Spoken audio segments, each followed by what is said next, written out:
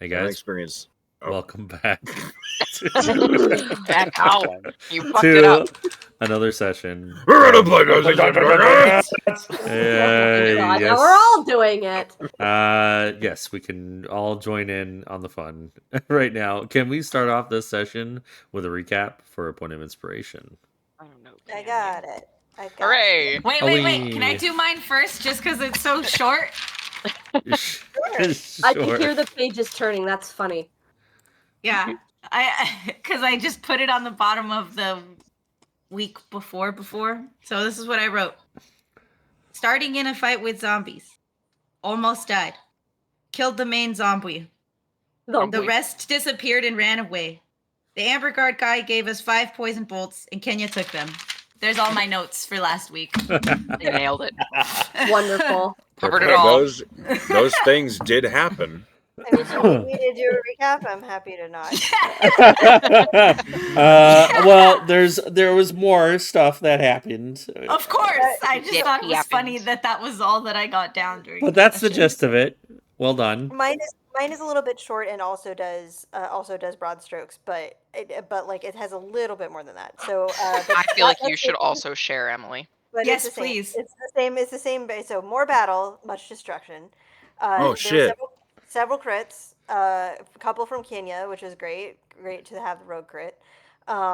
We had a pretty okay start, and like we're handling the waves pretty well, the way that we were in like the battle part one. But we became kind of overwhelmed when the zombies breached the wall, like our walls and defenses.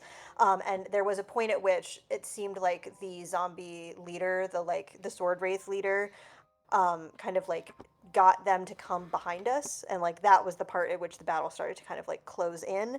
Not long after that, there was a moment at which the undead wraith kind of like spoke to all of us and basically like said that we were being given a chance to surrender. At which point, Wig kind of unilaterally decided that we were not going to surrender and just like threw a couple zombie bodies into his spike growth. After that, the sword wraith leader cast some sort of spell that allowed him to duplicate himself, and that was scary because it kind of like he was definitely the most powerful thing on the field. Meanwhile, kind of like broad strokes overall, Zero and her Twilight Sanctuary really kept us up and alive, which was great. There was some cool comboing that happened through the battle. There was especially like the fire damage from Kenya's bolts and the grease, Thrim's grease, and also the grease that we had put on the thing. There was a lot of cool use of spike growth and kind of like throwing zombies into it, pushing zombies back against it. That was really useful. Priya cast a bunch of lightning bolts and had a really cool like thunder step moment that got her out of a jam when she was kind of surrounded by a bunch of zombies and did a whole bunch of damage. Um, we eventually took down the sword wave for some good teamwork. Kenya had kind of like focused it from the beginning. Flower like started to focus it after she kind of like misty stepped away from being kind of like attacked by a bunch of zombies. And also eventually crit the leader, and then Priya got the killing blow on it with a chromatic orb. Um, all the rest of the zombies kind of and all the undead creatures fell after the sword wraith fell, but they did get these like death throw rolls that one of them even crit at one point. And at the end of the battle, Adamar, the commander, kind of like thanked us for putting our lives on the line and told us that they would have perished without us. Um, and it said that our like favor in return, like if we're ever in Arborist, we would have hospitality from the elves. To which Kenya was like, "LOL, it doesn't mean anything to me." And then also Thrym was like, "I thought we already were pretty welcome in Arborist because like we have we have Zero with us, but you know that's cool. Favor. Thanks for Favor nothing, dick. Yeah, essentially. I was like, okay, thanks for the favor. But we did get a favor, which was like, that satisfied Flower's sense of morality. We did indeed get 5 poison crossbow bolts that Kenya has. They do 2d8 poison damage. And very importantly, we took a rest in which we didn't have to take watches, which was great. And we also learned a little bit of more information about the Shadow of Dominus. We learned that I think it was the commander. I think Adamar told us that the Shadow Exominus exists because after the Shadow Emperor fell, his throne exploded, and it was a densely populated area that he lived in. He lived in like a town. and the explosion of the throne killed everyone within a mile radius, which like really knocked out a lot of people, and it corrupted the land and made it filled with undead, and that shadow has kind of like grown since. And has spread. So like that's kind of what we're dealing with in terms of like where the shadow comes from and what it's doing, and kind of we're still on the edge of it.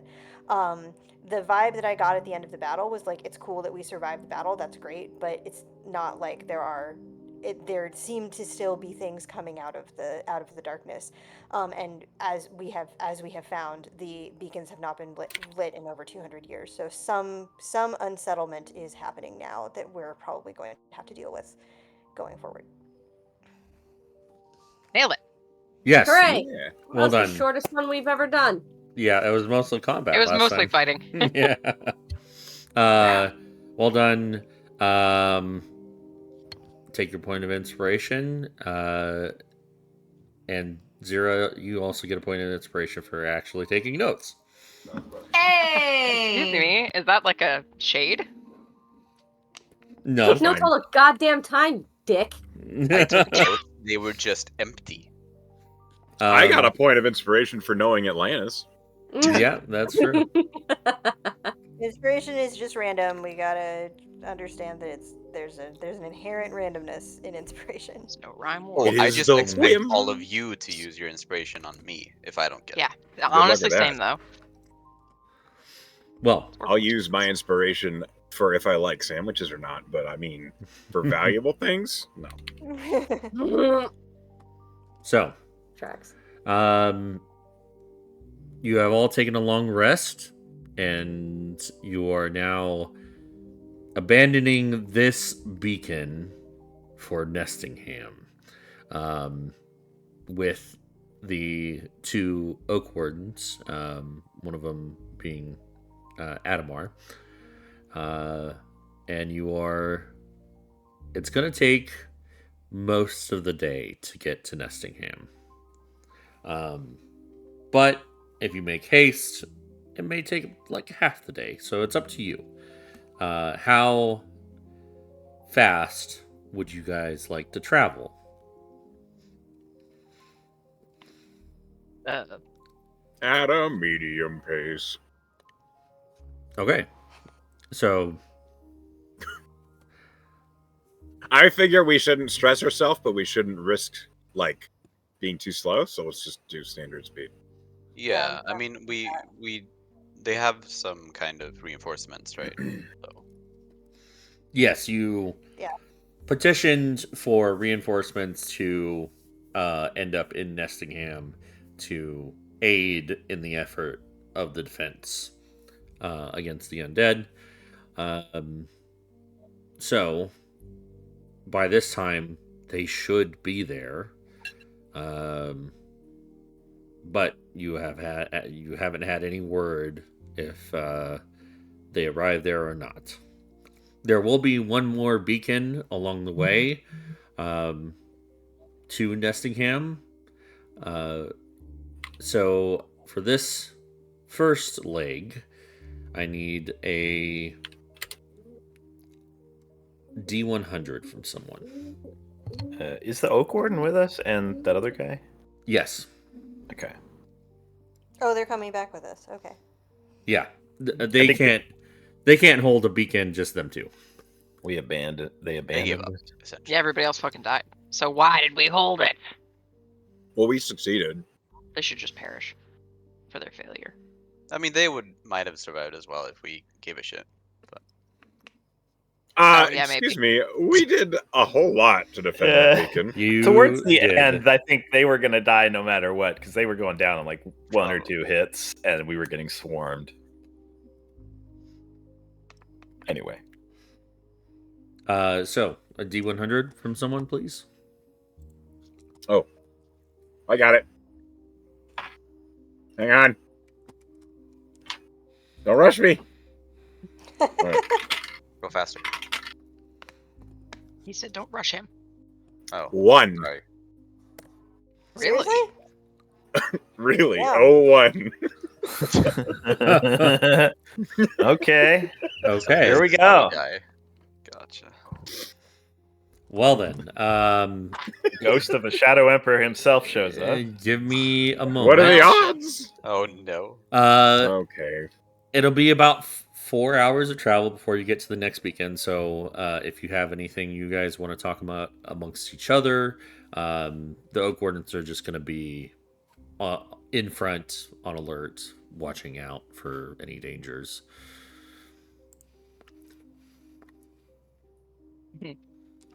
Okay. We're all EP. Oh, sorry. What was the question? I guess I'll take first. If any of us are talking to each other while Oh, we're yeah. traveling for the next 4 hours, was the question. No, I hate these guys. What? All of us, everyone you're traveling with, you hate? Yes. I mean, Even I Ray? suppose like if we were talking to anybody, it'd be Kenya to Priya, and we'd just be idly talking about stupid shit nobody cares about. So You are absolutely correct.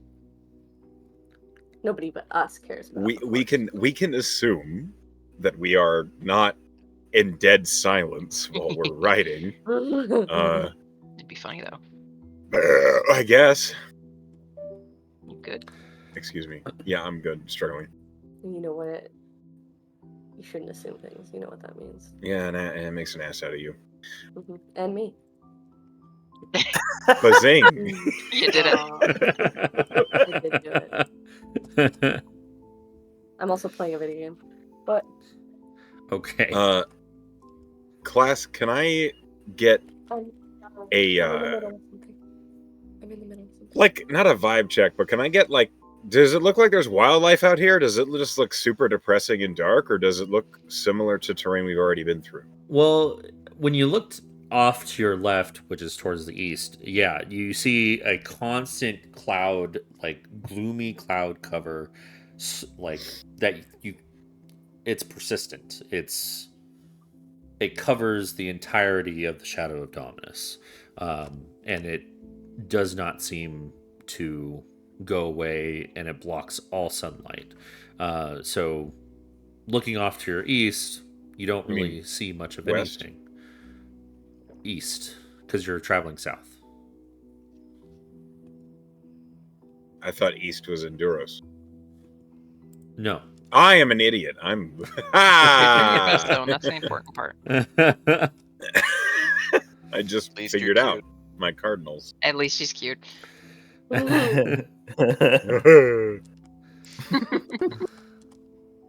Help. It's funnier this way.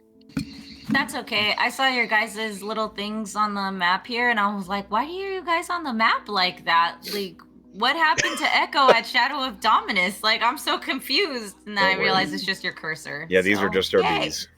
We're It's all going doing around, our best. apparently. Yeah.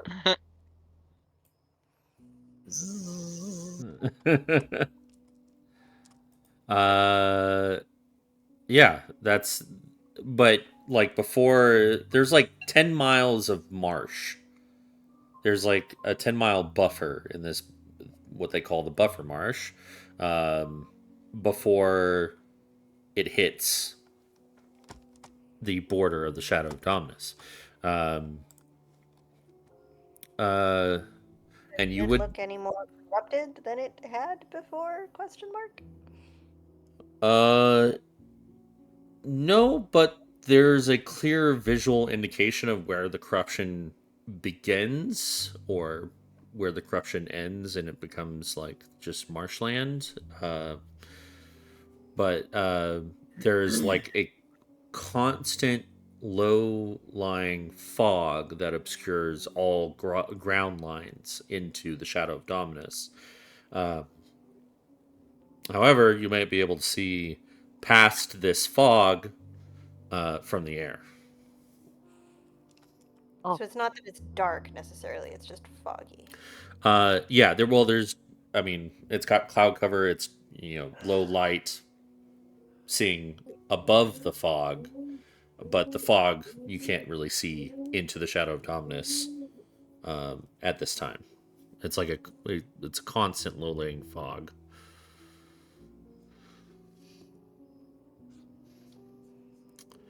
And this point, as you're about to reach the next beacon, a cold wind from the shadow of Dominus seems to sweep through the party. And the temperature drops about 10 degrees. I don't like that. Does anybody else Also, feel cold? you see this low-laying fog is creeping slowly towards you. I really don't like that. We Wake, should go faster. make a perception check. Okay.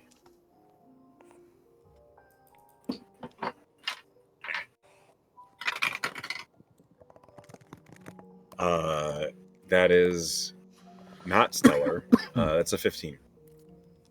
15? All right, everybody else make a perception check. I did my best, guys.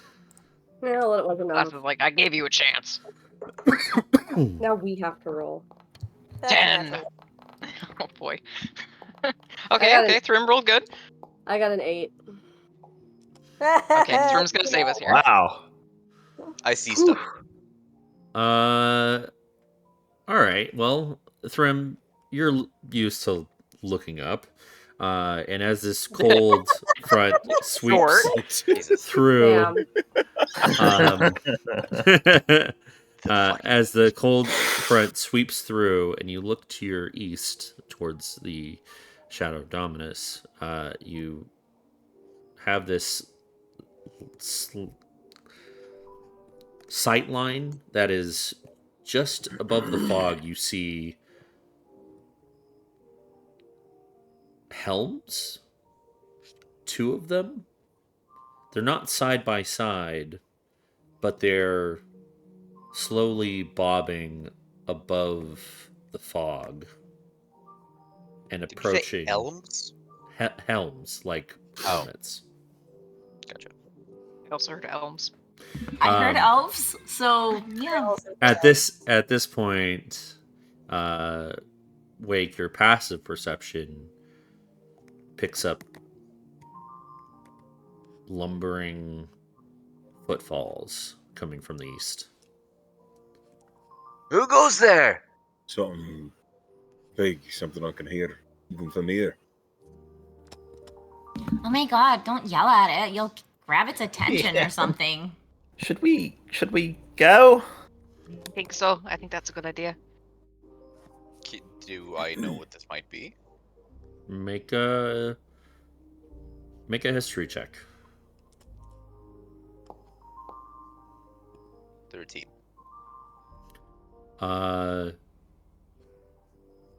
There's only one creature that could be that tall, and that would be a giant. Ooh. That's a Quite the opposite of you, Thrym. bully. Roasted for no reason. Rude. You're not quite that big either. Taller than you. What do we do about a Well, giant? This seems foolish. Aye. Yeah, We leave should quickly. move. Can we leave? Anything coming out of this shadow of Dominus, I don't think is going to be very nice to us. So How far away are they? They seem to be about 100 feet. Let's divert our course Oh, off shit. into cover, and we can maybe, not get seen. Yeah. how far is the next beacon class? You can't see it from this distance, but you've been traveling about 3 hours. So You'll it's probably still reach quite it. away. Yeah, you'll probably reach it in an hour or so. Right, yeah. But we can't dash there to get away from these giants is what I'm... You can try. We could dash in that direction at the very least. Well, I yeah. Flower is definitely going to. This side plan seems like a good idea. Well, Okay. let's go. So you're speeding along Sneakily. sneakily. All right, make stealth checks. Why did I say sneakily? Very you- Ooh. good. And I rolled You a made this 5. choice. That is a. Oh, that's not terrible. I am at disadvantage. Okay. Got worse. Are you cast without a trace on us? 25. Yes. Am I casting Pass Without a Trace? Oh, I am. I'm asking- that's good. Yeah, it's- Okay, so the lowest one Good. is a 17 from 0. Nope, it's not. Oh. What's The your lowest one is a 16 from Wake. Buddy. 16. Okay.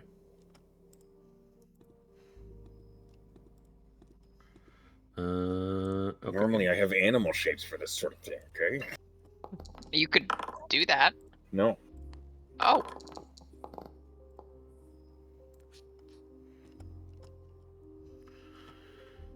All right. You stealthily carry on under the pass without a trace from Rhodes. Yeah, the hoofbeat of the horses is like, Muffled. You can't really hear it. Okay. Yeah. You speed on past, and the fog behind you covers the road, but you have been undetected. Ow. All right. You carry on towards the next beacon, and you arrive there shortly, about an hour of travel. And once you get there, you make notice that this beacon has already been abandoned. You guys are bad at their jobs. Things have been packed up, and any and all horses that were here have been taken. And with who has the highest pass? Wake. Passive Probably survival. Oh, definitely. Passive survival. Maybe, I have Survival? plus maybe 5. Rhodes, right? It might be Rhodes. Hold on. I think mine is 18. Well, pass it. How do I? It's 10 calculate? plus whatever your modifier is. Yeah. Well, my modifier is affected by double proficiency. So if you have expertise, then It's plus 9. then So you're at a 19. yours is. Okay.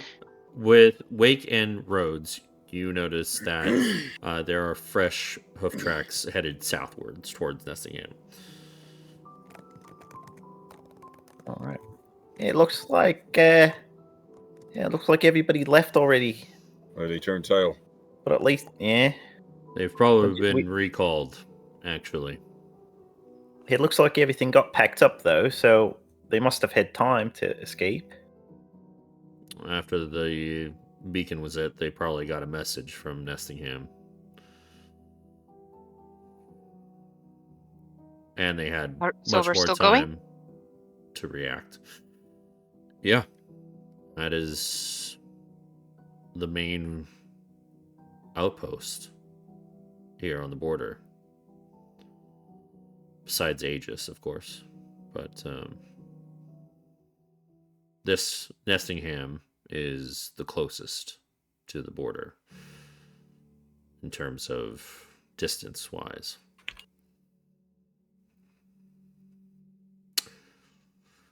But looks like they all got out. Let's continue on. Does it seem overrun at all? Is it just that things have not come here yet? Make a perception check. I'm not great at that. But I will do my best. That's all we can do. That's actually, the luck is with me. 17. So you kind of gather what Wake and Rhodes have gathered, that things have been packed up, and it doesn't look like whoever was stationed here at this beacon did not leave in a hurry. You see that they had time to lock things up that couldn't be picked up easily and traveled with. So it's not like desolation or anything. No, it's just left here. They weren't. You don't see anything that would Like point. blood. Yeah, you don't see any blood. You don't see anything that would be signs of a struggle. Just everything was packed up and they headed south.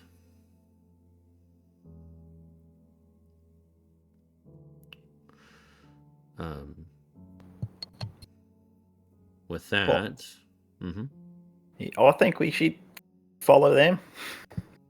Mm-hmm. If everybody's headed to Nestingham. Right. Agreed. Onward. I don't object. Okay. So, Adamar states that it's probably another few hours if you ride at this pace, and should get there around mid-afternoon. For this leg of the journey, is there anything anybody would like to talk about?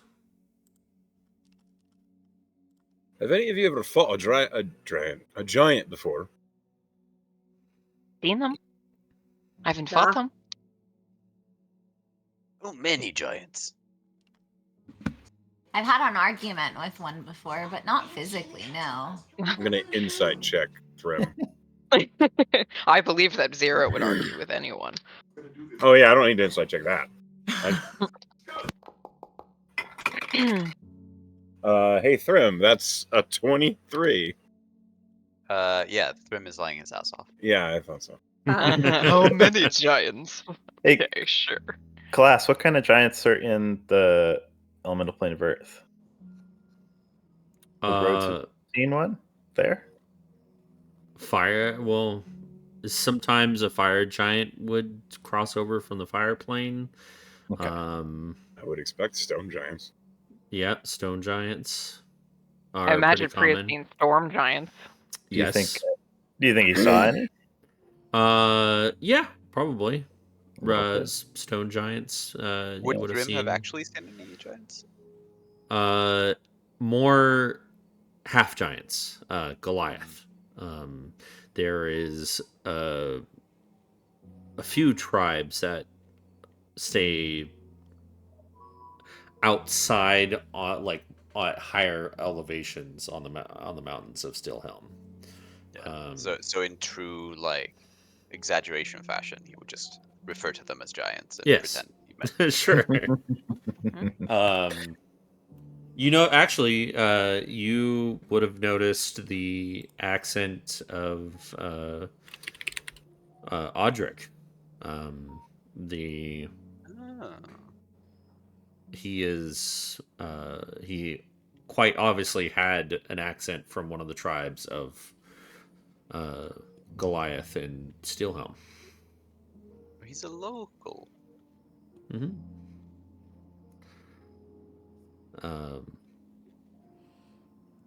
Wake, are there giants under the sea? No.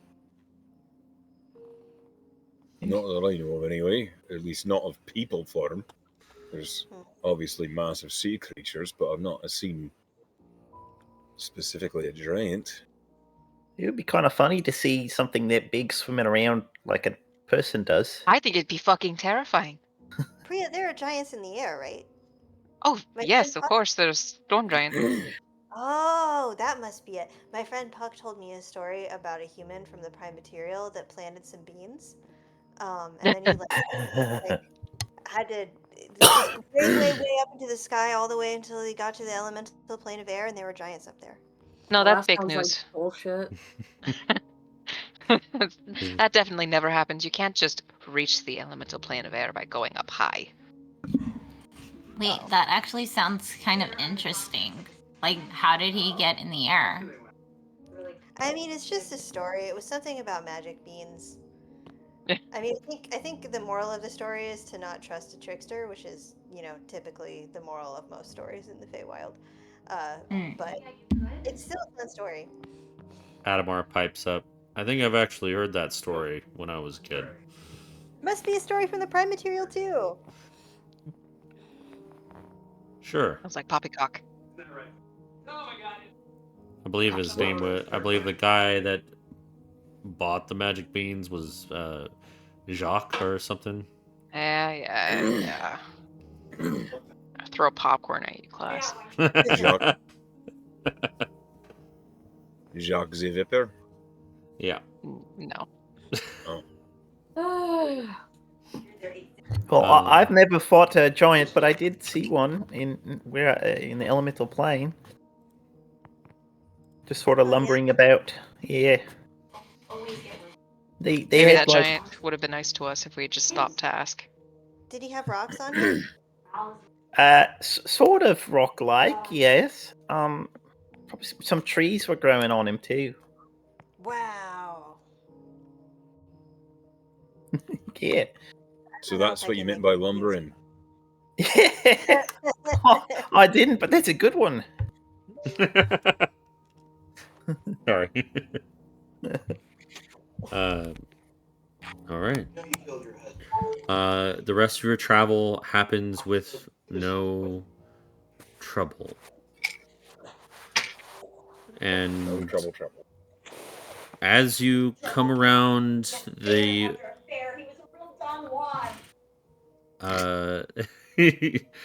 Zero, we can hear the TV in the background. Sorry, I thought I hit it mute. My bad. All good. As you come around the foothills of this particular curve in the road, what you see before you is a small walled town built into a rock formation with high 25-foot walls and several sizable outposts at intervals along the wall.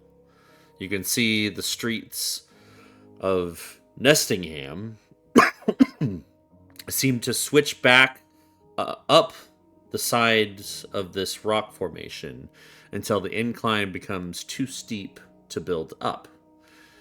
However, at the very top, you can clearly see a white stone tower that has a 360-degree view of the valley that you're in and the marshlands, or the buffer marsh. And here you are.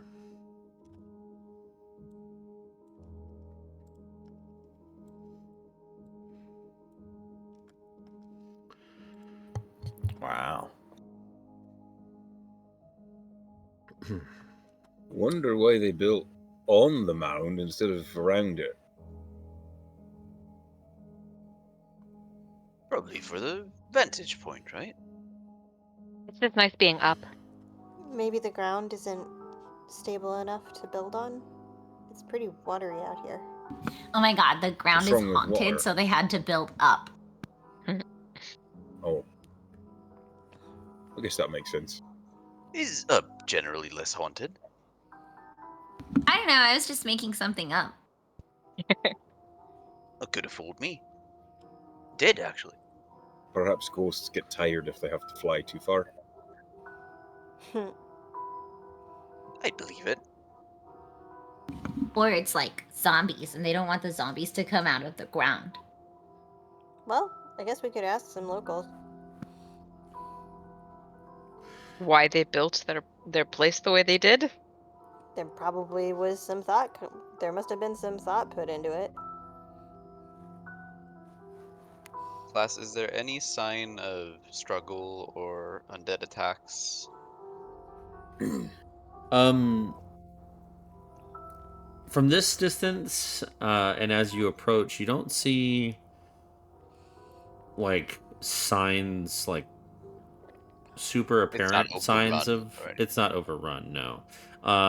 You do see on top of the walls and at the outposts there is a strong presence of Amber Guard and Oak Warden military presence here.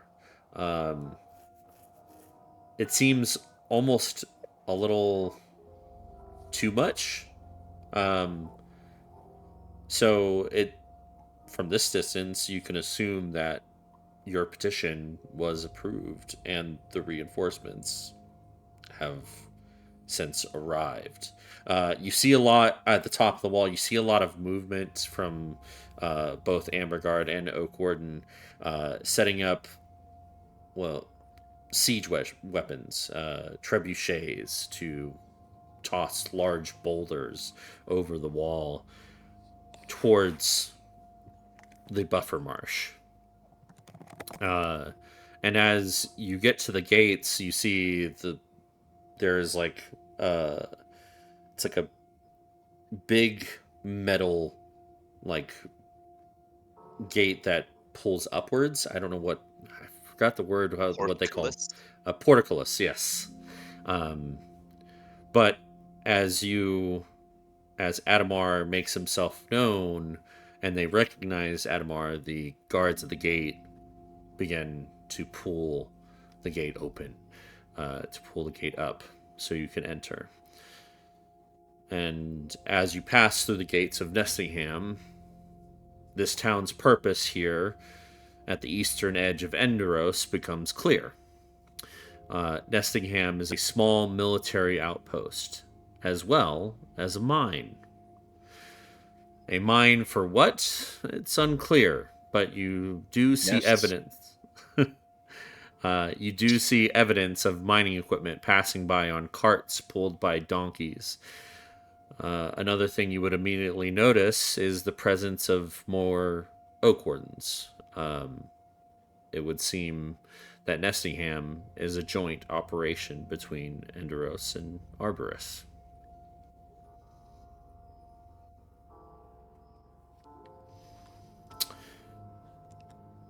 As you come to an intersection just past the gate, Adamar turns to all of you.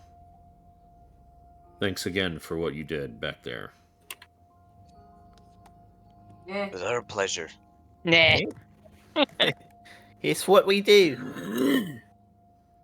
I'm gonna go check in with our first warden here. And you should probably check in with one of the sergeants or the captain of the Amber Guard. Could you point us in the right direction?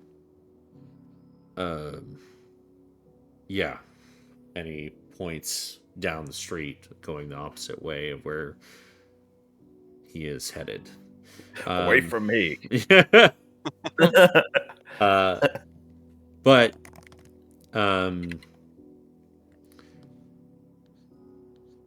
your passive perception wake is 21? Yeah. Okay. What do I see with my watery eyes?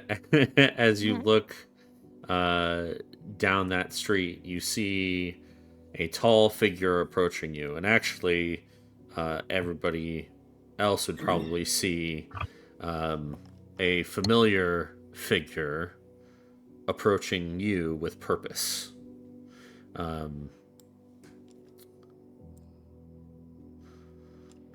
Audric Elberin is here. Hello. Wasn't he the guy you just said is like a giant? Yes, he is a Goliath. Half That's giant. why he's so easy. to Half. see. Got it. Flanking him, you see Listry. And I think all of you may have seen her before. Once, long time ago, I think. Oh yeah, I remember her. I don't know what she does, but I remember her. Same. She's the outrider person, the investigator of. Yeah. I think she's the one who found the stone originally that we were talking about. Mm-hmm.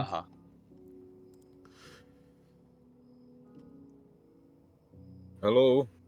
It's the whole gang. The chapter's here. Well, some of them, might. A couple Well, of them. our bosses, the big one. A few important figures. Welcome to Nestingham. I see you have made it here okay. And you were coming from north. Did you run into any trouble? Yeah, quite a bit actually. No, nothing we couldn't handle, though. Tumultuous journey. I'm glad you made it here okay then. We got your report, so we are here to help. Wonderful. What have you learned about what's going on? Why the have you learned anything more about why the undead of the shadow are increasing their attacks? Not so much, really. Zira, could you pull the dust out of the bag? Okay. And I pull said dust out of the forbidden bag. I don't know dust. what dust you're talking about, but I'm It's gonna the one pretend that I it was do. the piece of the throne that was ground into dust. By a moonbeam. Is that safe? Should we be taking that out? I'm sure it'll I be mean, fine. if it's safe enough to carry, it's safe enough to pull it out. Aye, but maybe not with an ungloved hand. Always wears gloves. You I'm see, pretty sure it's in the art. You see, Audric turns to Listri, and Listri steps up, putting on a pair of cloth gloves. What did you find? A piece of shadow obsidian, I think it was called. We believe it to be a part of the shattered throne. I pulverized it with sealite until it was not but powder, and that's what we have left. With sealite? Aye. Would this happen to be force or radiant? Radiant. Very well. She takes the pouch from whoever is offering it. And Kenya offered it. Okay. Why did I offer it? Like, I don't know, why did you? no, absolutely not. To pull you into it, whether you like it or not. She's gonna hand it back to Wake because no, she didn't. All right. Wake will hand it over. You see, she does, like, you see her do some components, some hand movements to cast a spell. And Thrym, you would recognize it as Identify. Why didn't I do that? I don't know. Why didn't you? I guess I didn't think of it at the time. We were kind of busy with all of the, ghosts and stuff. It's quite a useful spell. You should always have it in your repertoire. This is Shadow Obsidian. Where did you find this? In the middle of ruins. They were binding undead to the area. Ruins in the shadow or ruins on this side of the border? It was in some ruins between Aegis and Endale, closer to Aegis than Endale, I think. So on this side of the border? An old fort of some kind? Yes, on this side of the border. Much deeper into the territory. It's not along the edge here. Well, very well. Do you have any... It seems not very much. This was All the shadow obsidian that you gathered? Aye. It was a lot bigger when we found it. Kind of like with his hands, like kind of describe a size. It Three on that side. seems... And you pulverized it with radiant damage. Yeah, a good amount of time. That big light that he conjured. What was it? Like 10 minutes or something like that. About that, aye. Of sustained So damage. Quite To get it just that small. Quite a bit of damage to pulverize it. Yeah. Pretty strong stuff. Substantial. All right. Don't underestimate the might of the Leviathans. Yeah. There's a couple more sort of ancillary things we've found traveling this way. We've discovered there's quite a lot of sort of portals between the material and other planes that seem to be cropping up. Right. I don't know if that could be related to anything, but we might as well report it. We fought. What was that demon? That big moss Trim? Do you remember the name? It was Demon Moss. Hey, it was Moss Demon. It was that what it's called? That's what it was called. Yeah, Moss Demon. It was an alkalith. Ah. Oh, I don't think we got that information. You did get that information. Oh, yeah. All I have is we fought a mold. Mold. Yes, that and when fighting against them, we might want to provide this to the town here as well. When we fought at one of the beacons last night, there was a particularly powerful-looking spook, and once we killed that guy, all the rest of the undead just sort of collapsed, like they were controlling them or something. Speaking of portals, we also, whilst we were staying a night at a tavern on our way to Andale, we were, some of our likenesses were taken by a group of doppelgangers, and then they attempted to kill us. So we killed them and took their name, and that's why we're now the entertainment. Oh, yeah, you have a name now, Aldrich. No, I thought you guys were the Ordries, since you all like to fuck each other. You see... that was very aggressive. What the hell? Did I forget this happened? You see, off the shoulder of Audric, you see the slight smirk from the drow woman, who's just kind of like standing there,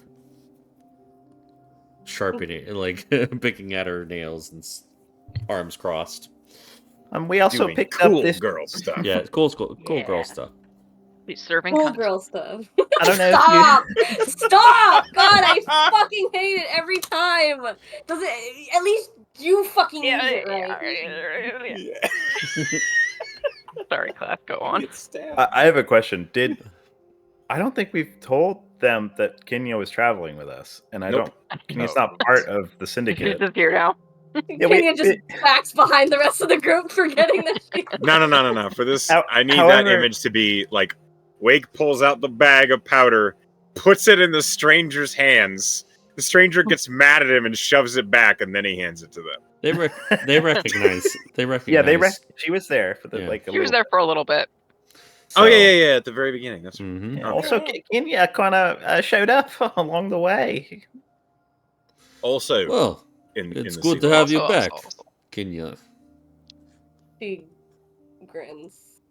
Fake. It's very fake. Insight check. Do it. It's actually very real. That's the question. Is this fake? I rolled a 26. It's fake. Ha ha! She likes being. All right. Guys, is like, I need to get this back under control. Good luck. Lestri, well, would you mind if we keep this for research purposes? And she holds up the pouch. Do you have plans with it? The entertainment?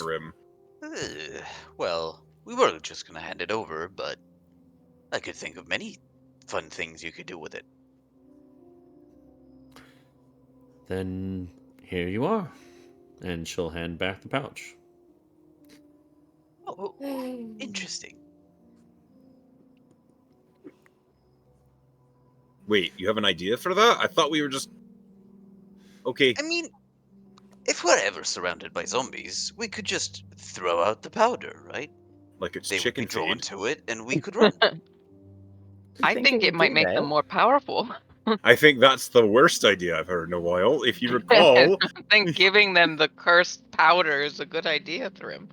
Well, what if I attach it to Hugin, and he flies away with it, and they follow him, right? What happens when Hugin dies? Shit. Let's put attack in that, all right? We'll come to that in the future. How about you let me touch it and we'll see what happens? The rose grows out. If you turn into a zombie, I mean, I'll just maybe a little bit, just a little rock tickle. zombie. I mean, last time it didn't go so well, now did it? What? I started mumbling and. Did I? Being incoherent. I mean, that was a rock. This is technically not a rock, but Well, I can try it. I don't mind. I think I do. I'll be fine. Oh, I think Wake touched it last time. What happened when you touched it? He lost his mind apparently. Rock zombie. Oh my god. Ow! God damn it! Stop biting your mouth. How did you know? Wait, Wake, you were being talked to. What the? He walked away. What? I'm He sorry. Just started singing Rock Lobster and walked away. Can we just grab one brain cell, please? Wait. Okay, who was talking to me? Rose Rhodes, I was talking question. to you. Okay. Just sang and walked away. Rock zombie.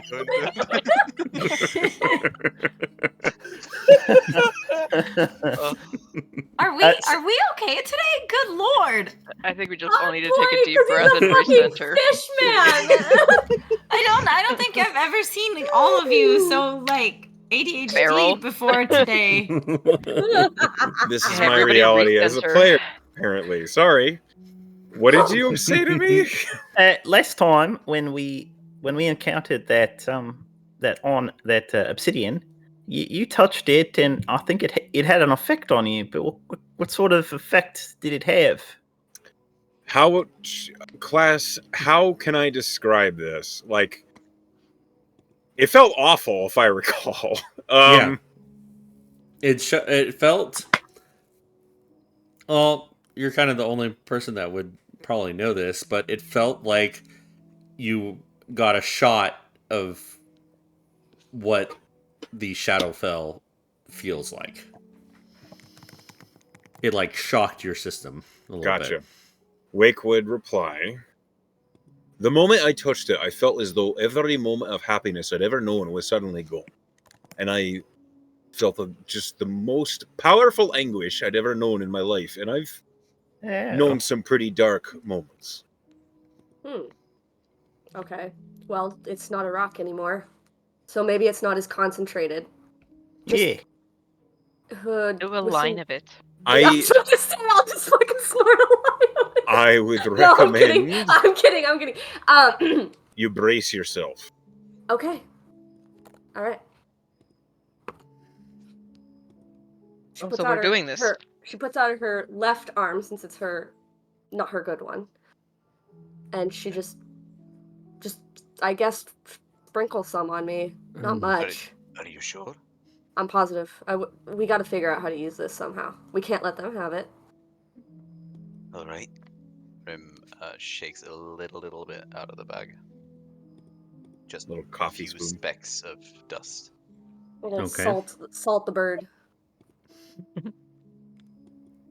When class. you get,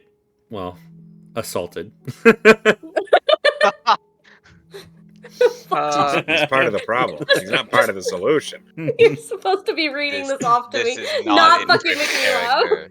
God damn. So, you get that feeling of despair, but it's not as bad as when you flew over the Shadow of Dominus, but it's like there in the back of your mind. Like it feels like nothing good is gonna happen. So like the opposite of an antidepressant. Yeah. A depressant. There's a little bit of a dread there. Okay. You all right? Well, she's looking at her arm, but you can tell that there's a tear falling down her cheek, and she sniffs and then wipes her eye, and she's like, it's not like that one time. Like the barrier. Oh, what was it called? Class? Like the Shadow of Dominus. Yeah, but the moat, the little thing in between it when she flew over that. Upper? The buffer, yes. It's not like the buffer. It's not like that at all. I mean, it sucks, but it's livable. Okay. Hold on. I have what this is very interesting. And you see his Audric's eyes glow white and stay white. Oh, He just does that now. very interesting. You have the temporary signature of an undead.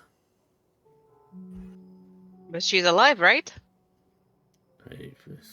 She doesn't physically look like undead, but you could probably pass as an undead. Kick her? I poke her. So Oh, you're Jesus. saying if All we right. put some of this Kenya, on you us, get poked. Who pokes me again? Wake. What? I'm not a whoopee cushion. What are I don't know what that is. He said that you had the signature of an undead, so I was seeing if you felt alive. I mean, I felt it. That's good. Okay, alright. Theory. If I have the signature of an undead, will an undead see me as one? It's quite possible. How do we test this out? Well, we would have to find some wandering undead and have you walk past them. We're close to the border, right, class? Mm-hmm. Still? Perfect, let's go. Oh. Right now? Oh my god, are you gonna be like an ant trap for the undead where you're gonna take like poison back to their hideout and then kill them all? I could. That'd be nice. It's actually really smart. I didn't know you were full of those. Sometimes I Full get an of smarts? idea or a headache with pictures. Do the undead act like You mean a ants? thought? Well, all right. We have a meeting with the Burgmeister here, but if you have, Don't forget, they don't know I'm a bird. Yeah, I Burgmeister. remembered this. Okay. Oh, you're talking about a whole different thing. Yeah. Okay. Alright. These, not the even though we're Birdmeister, the here, Birdmeister. this is your investigation, the entertainment. So, if you have things you need to do, we are just here to protect the town. So, class, is our goal here in Nestingham to actually discover why these undead are coming across the border? Yes. Okay. I reckon we should talk to the people here first, and then make our way outside. Maybe we should. Yeah. Before you do this experiment, meet with the sergeant on duty. His name is Sergeant Silence Westing. He will help you Silence? out. Yes. He will help you out with some lodging while you're here. I hear he's a man of few words. Well, you can see for yourself. Good luck. And we'll be around the same area, as we have lodgings there too. All right. Sounds great. Good luck.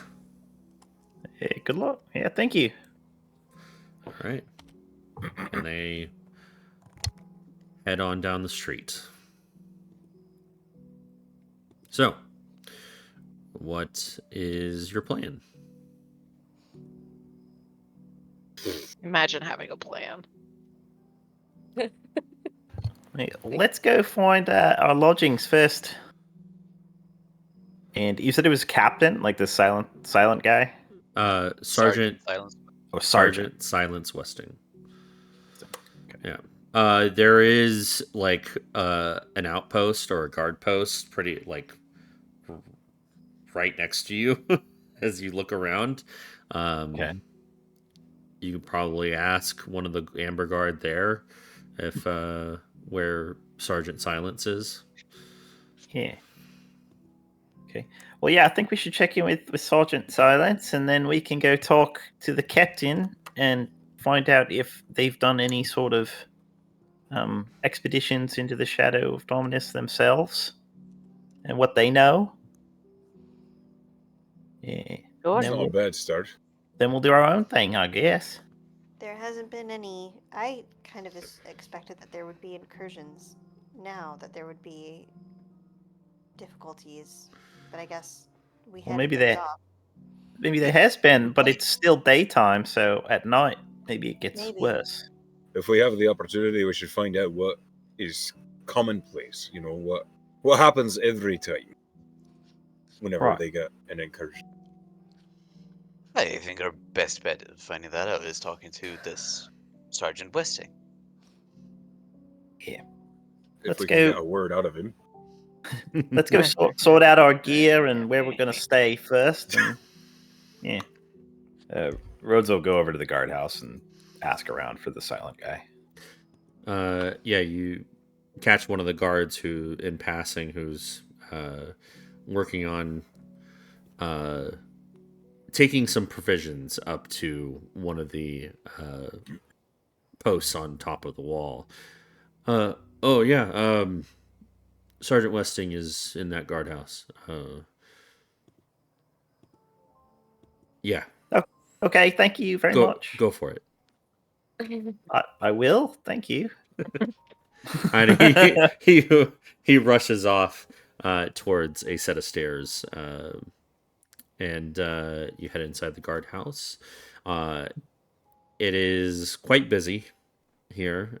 You see guards going about their duties and business for the day. Some getting geared up to make a shift change with one of the outposts along the wall.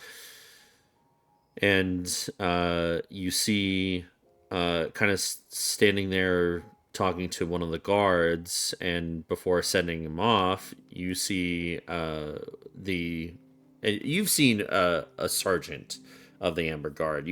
There's like an insignia and type of armor that kind of sets a sergeant apart from just a normal Amber Guard. You see there, just finishing up a conversation, a mid-20s tiefling with smoked toned skin and red-tipped stubby black horns that protrude from his upper forehead. And he looks at you, making eye contact, noticing you. Notice he is a sergeant. Hello. Can I help you? Hello. Yes. I'm Rhodes. He'll like reach out to shake his hand. He holds out a hand, shakes it. Okay. I'm here with the rest of my group from the syndicate. We're the Yes, we're the entertainment. That's our team name. Oh, okay. And, I was about to say that's quite a name. We're the band here. Yeah, we stole it. It's great. But I was told that you would be able to give us some lodgings. Yes. Actually, how many is on your team? Well, now it's what, 4, 7? 6, 7. Yep. 7. All right. I have. We also have horses. I have tokens for you to make sure you can come and go from the gates as freely. So give me a moment. And he goes over to the reception desk, reaches over the desk and plucks like a pouch out. All right. There's should be 7 or 8 tokens in there. Didn't know how big of a group you had, but if you can pass that out to your team. Yeah, that should be good. And we do have lodgings set up for you at the Edge of a Pint Tavern. It should be down the street. I can take you there if you guys need directions or need assistance. Actually, yeah, that's best. Let me lead you guys there. All right. And he starts to walk out the door. And you all, as soon as the sergeant leaves, you all see this tiefling emerge with Rhodes at his heels. And he looks to all of you. You must be the entertainment. Jazz hands. It's us. It's good to meet you. Glad you're here. I'm Sergeant Silence Westing. Let me show you your lodgings. Follow me. Here we go. Great. And he leads you towards, well, off in the direction of where Adamar was headed. It's a short walk, maybe 5 to 7 minutes, but you end up at this establishment, this tavern. The outside of this tavern looks like a repurposed barracks of sorts, uniform in style to the rest of the buildings around it. However, this building, it is clearly taller, standing 3 stories high, with a smaller building to the right that looks to be the stables. The sign hanging above the front double doors clearly reads "The Edge of a Pint," depicting a pint mug balancing on the edge of a longsword. Point. Yeah, I get it. How does it stay like that? With your high perception, you notice that that the mug is like fixed onto the edge of this longsword. Wake doesn't ask that question. Okay. I thought it was real. Yep. Well, this is the best inn in town, and I hope you like it. Make sure you tell Ramba that I sent you and to give you some rooms. And if you need anything, I'll be at the main gate guard post. Just ask for me. Yeah. Was there... You said Ramba class? Ramba? Yes, Ramba. Okay. Were there any incursions of undead? Like, the town seems pretty intact. Do you even need us? Well, they've been increasing every night. Usually we get about 20 every week or so that kind of wander their way across the buffer marsh. But lately it's been 50 to 60. Wow. With the Out of occasional... curiosity, Hmm? This is a mine, right? Yes. That's What are why... you mining there? Well, there is a ruby deposit. that sits right next to a platinum deposit. They're small, but it's mined Now here. we're speaking my language. And no funny rocks found. Nope. What do you mean by funny rocks, though? Well, like an obsidian rock that seeps shadow all over the place. Nope, nothing like that. That's a little weird. I tend to agree. But I'm sure that's why he said if you found anything weird, and then went on to describe something weird. Huh. Yeah.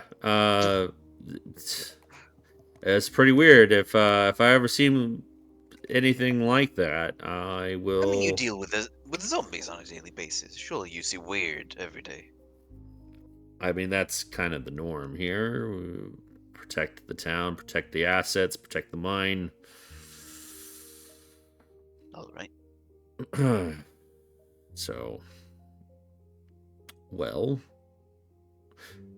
any other questions?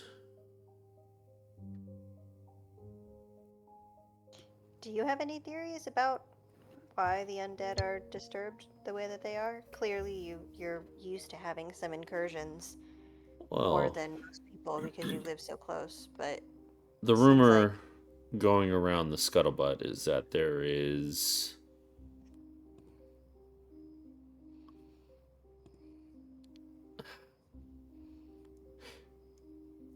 that a lich has made their way, and their wrath has focused on us for some reason. I hope not. That's the rumor that the guards have, or at least the Amber Guard has. Another rumor is that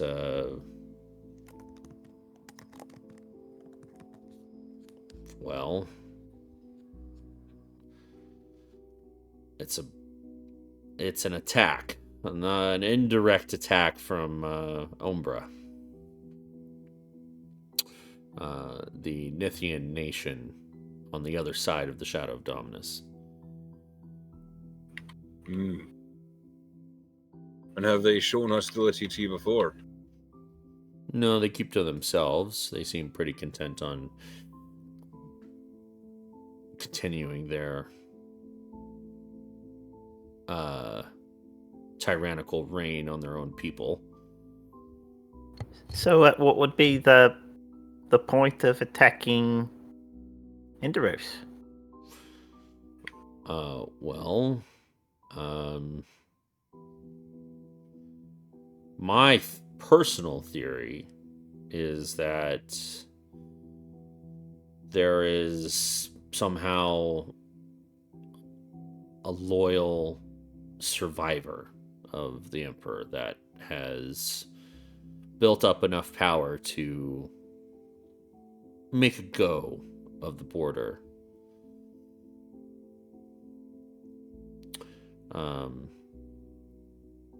Can't say that I know anybody personally that would have a vendetta against the Enderos as a state, but you know, sometimes you do come across some crazy people that actually have views that aligned with the Emperor. All right. Or people that felt life was better when the Emperor was in power.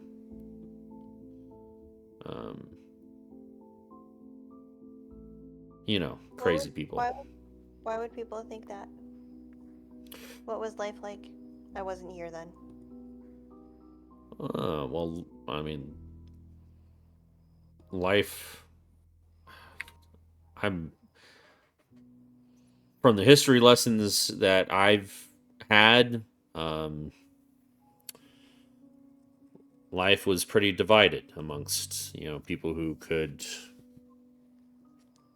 wield magic and manipulate magic to their liking, and people who couldn't, and people who could manipulate natural magic.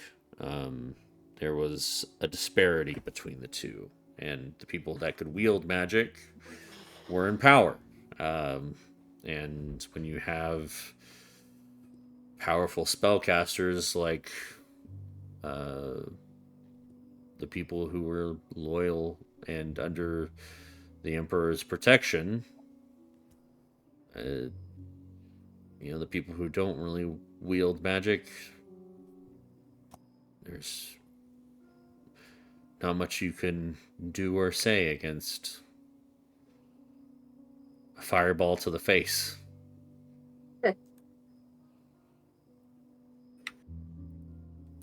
So the magic users might be in favor of bringing back that way of living, is what you're saying. It's possible. It all depends on the person's demeanor and their morals and how they're raised. And whether or not they have magic.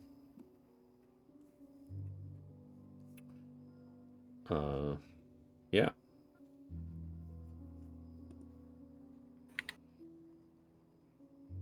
Like I said, I'm a little too young to be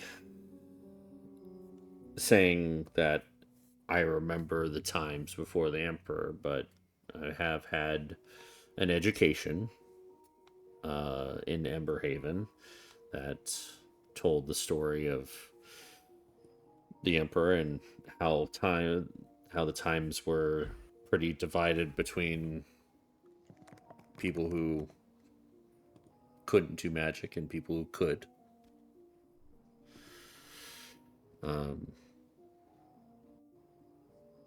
But life was simple for those who couldn't do magic back then.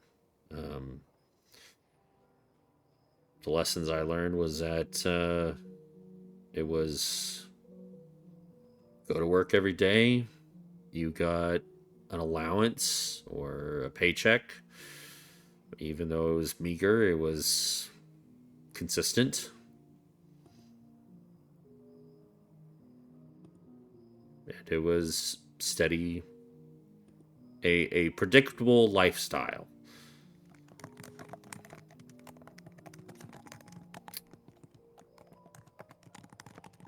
Any other? Are you saying the Shadow Dominus had universal basic income? Pretty much.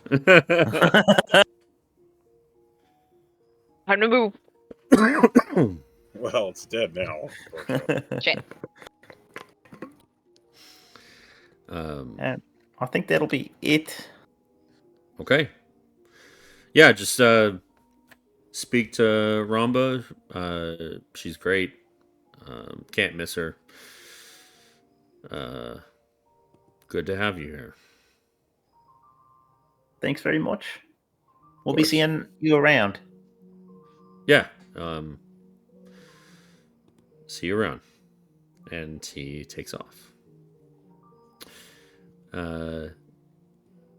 As you make your way into the Edge of a Pint Inn, the main room of the Edge of a Pint looks like a gutted first floor of a barracks, with a long bar along the far wall and a few tables filling up the space in the middle. The hallway to the right looks to have walled booths for large groups, as well as a partitioned pool table room and card game rooms.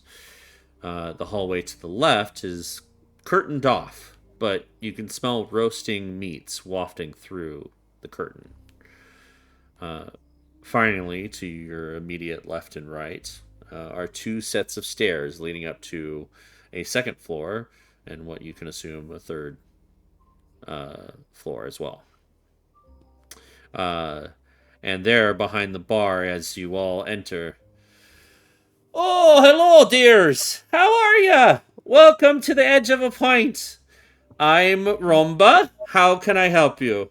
And you see there before you a stocky and taller dwarven female with long blonde hair tied in a single braid with these sideburns that would make John Lennon jealous. And she has this bright smile on her face as she walks up to you all. Hello. I want to get Thrim's first impression. Yeah. Well, hello, dear. That's Oh. racist. Welcome. We don't see much of our own kind around here. How are ya? Aye, it's been a while. How are you? Good. Where are you from? I'm from Steelhelm. Where are you from yourself? The Port of Gems. Oh, marvelous place that. I've heard that place is terrible. Aye. It's alright. Don't listen to these two jokers. They don't know what they're talking about. Well, good to have a fellow dwarf here. Can I get you any food, drink, maybe some rooms? You're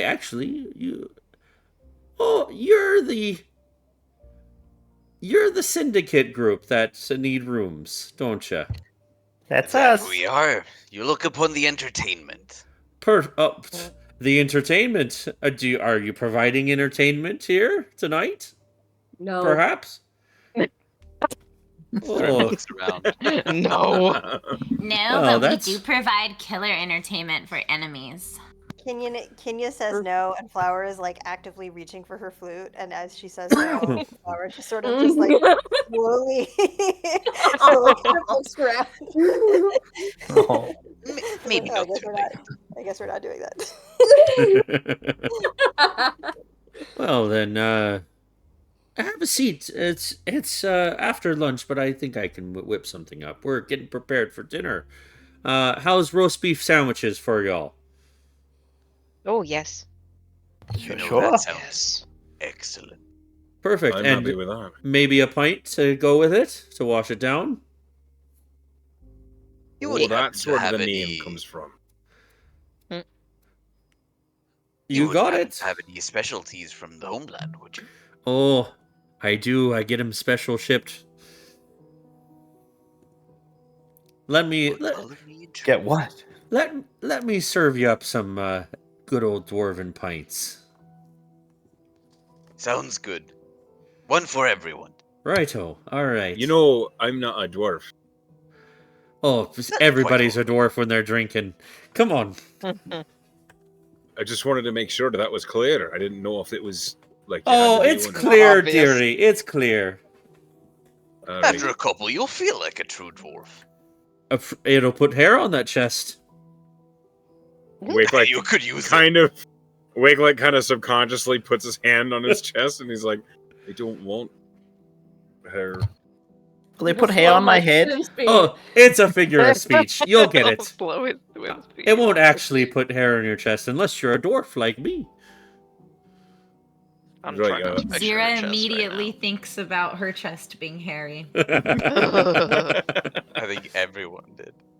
Does that mean Wake has a nice pristine chest? Wake has like no body hair.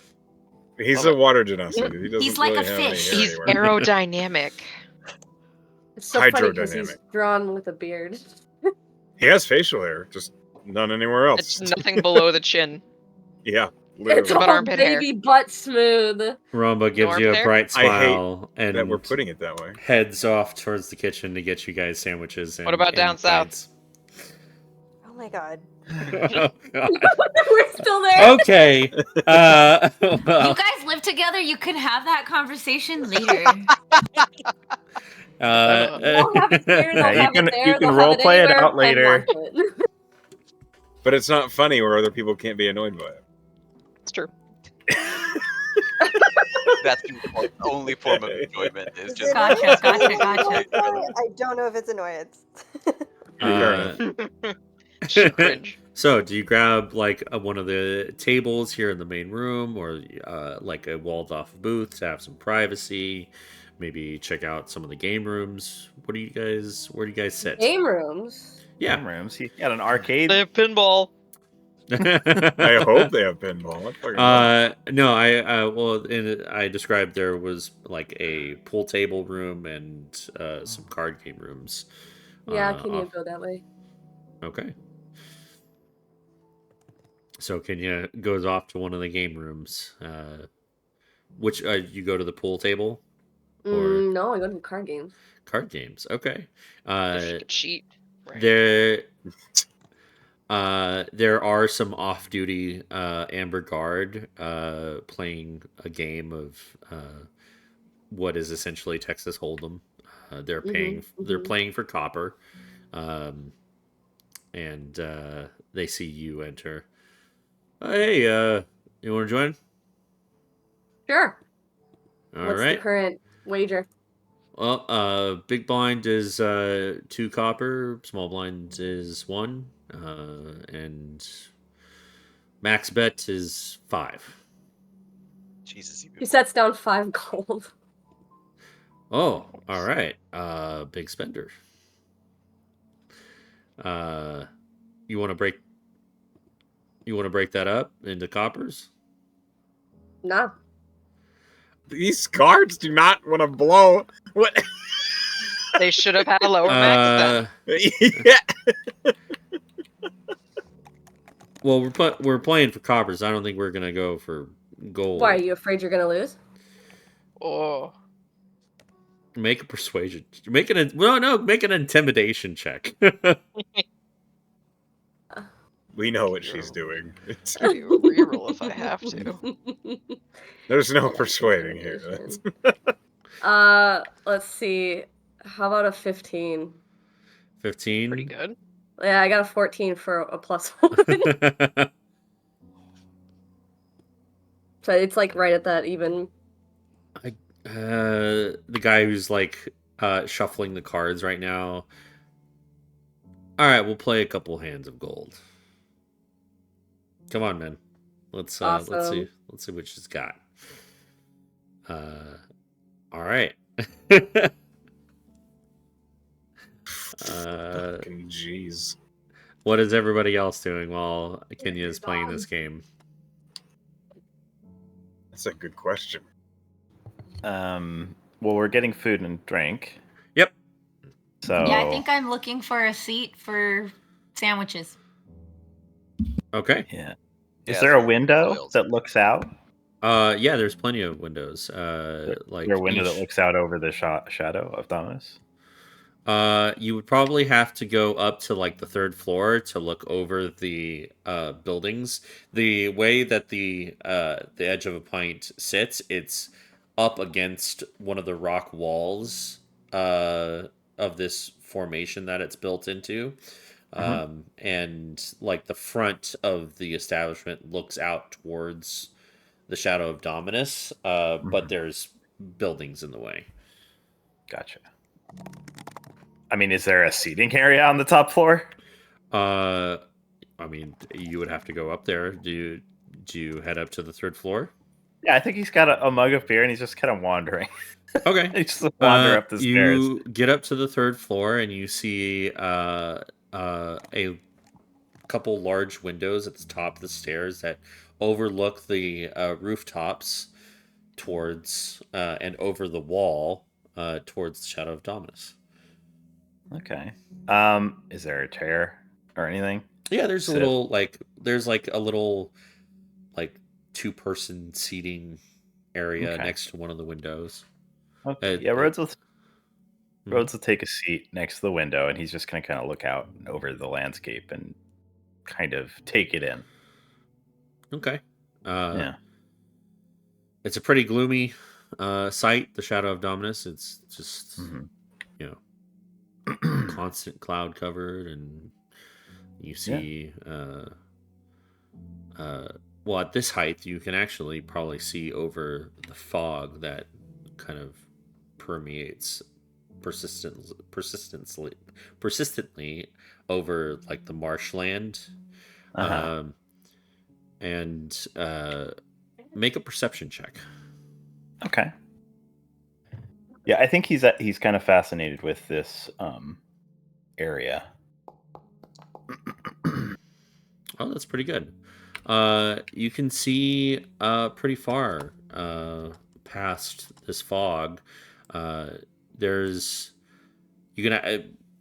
Actually with a 20 you can see past the fog into the real terrain of the Shadow of Dominus. Um, and what you see, uh, when you see over the fog, you see a dark badlands of death and cracked earth shrouded in low light from the thick cloud cover that blocks the sun's light. You can see long dead trees and shrubs, and you'd think you'd see wandering and aimless undead, but the thick rain of a slow moving thunderstorm obscures your vision of the foothills beyond this fog. Do the trees and like general sort of look of the terrain look like it was blasted outward? I mean, we know there was an explosion. Did it go out that far? Like, I'm trying to get the idea if there was like a shockwave. You can't tell like if the trees, like the dead trees and shrubs, have been blasted outward. They just look dead, and the earth looks cracked. It looks like, and I mean, obviously you can see the makings of foothills before like a mountain range, but there seems to be a thunderstorm kind of rolling through in the background. Cool. He's just taking in the terrain. I mean, I think he expects that we might be traveling into this place, so he wants to kind of be a little familiar with it before we venture out into it as well. So that's kind of what he's trying to do here. It looks pretty desolate. Yeah. Cool. All right, so Kenya's gone to play poker. Rhodes has gone up to the third floor with his pint. Sightseeing. Flower is gonna shuffle over to Thrym and kind of look up at him plaintively and say,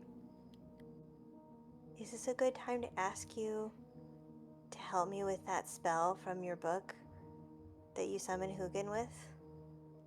Oh, sure. I mean, we can at the very least get started.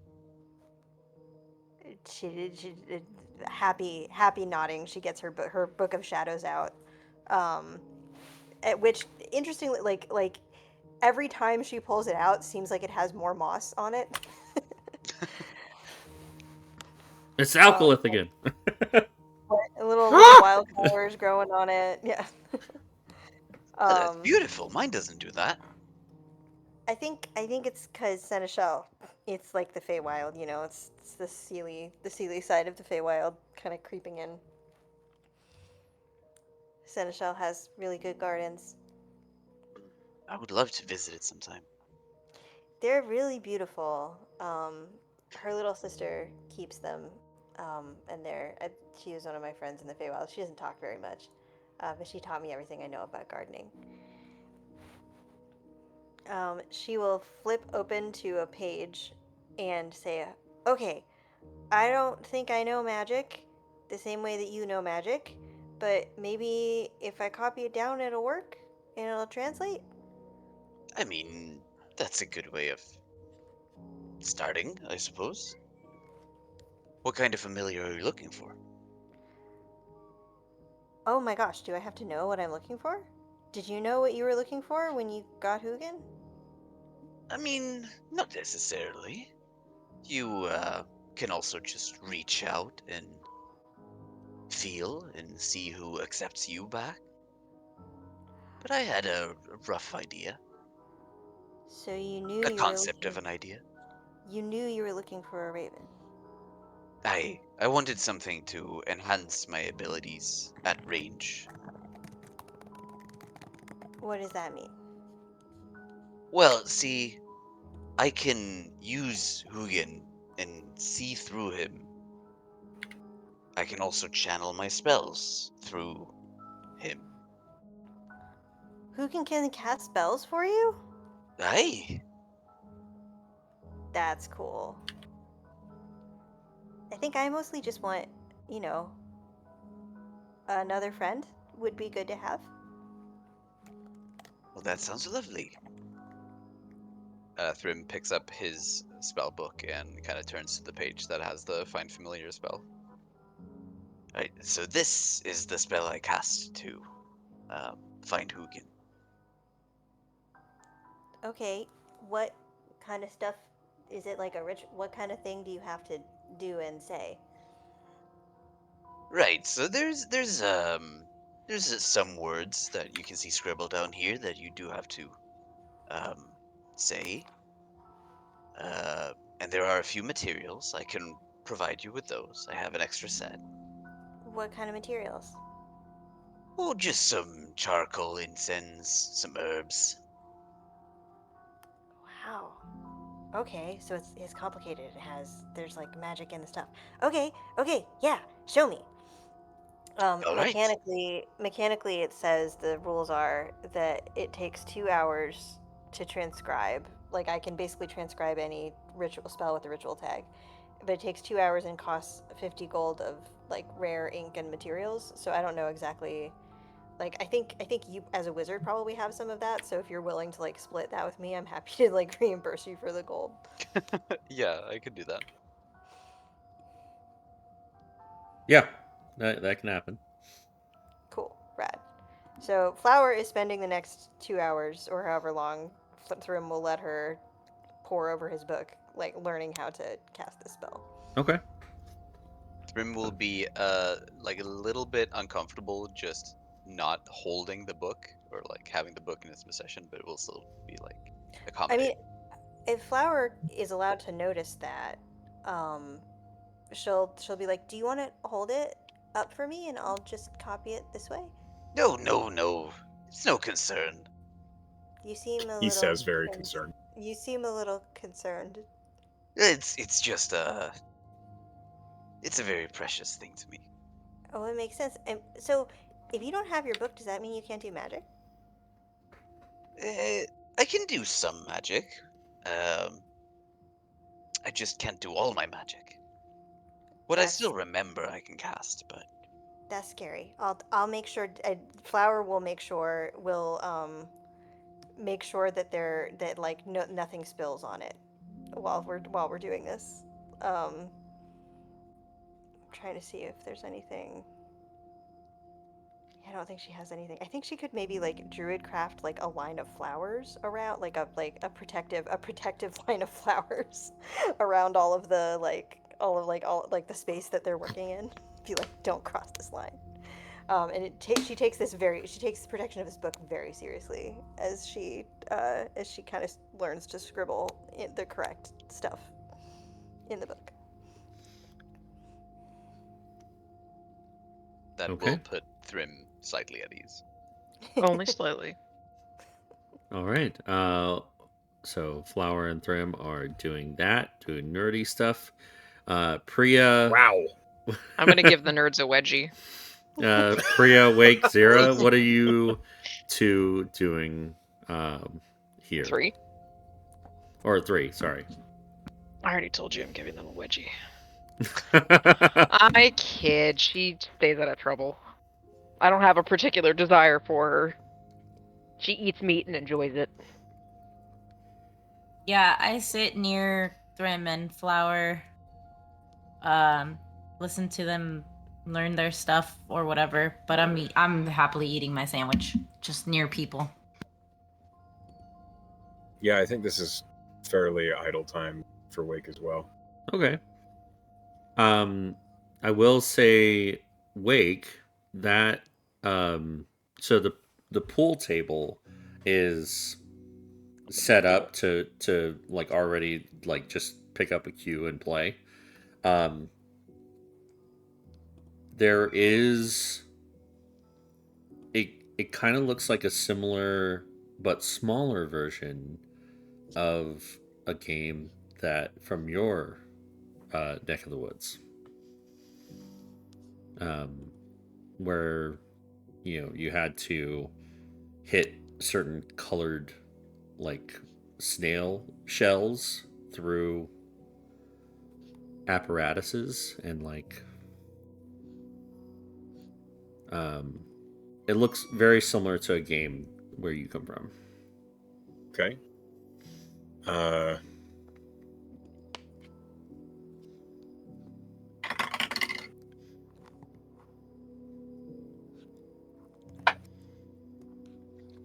I mean, after eating a sandwich, Wake might investigate, but I don't think he would commit to playing. Okay.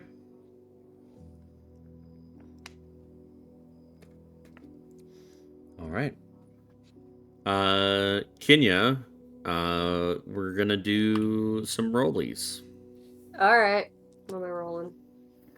Uh, What am I fighting against?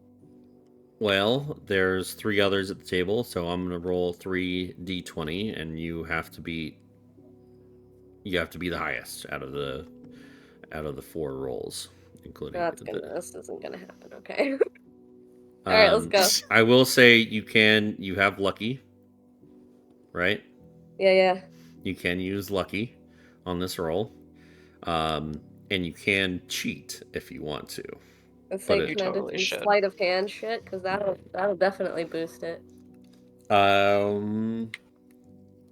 Yeah, sure. Okay, cool. Go and roll sleight of hand. Ah, fuck. Okay, what am I at? 10 plus 12 is 22, right? Yes. Yes. All right. Usually. All right. 22. Only in some states. And listen, I'm not great at math.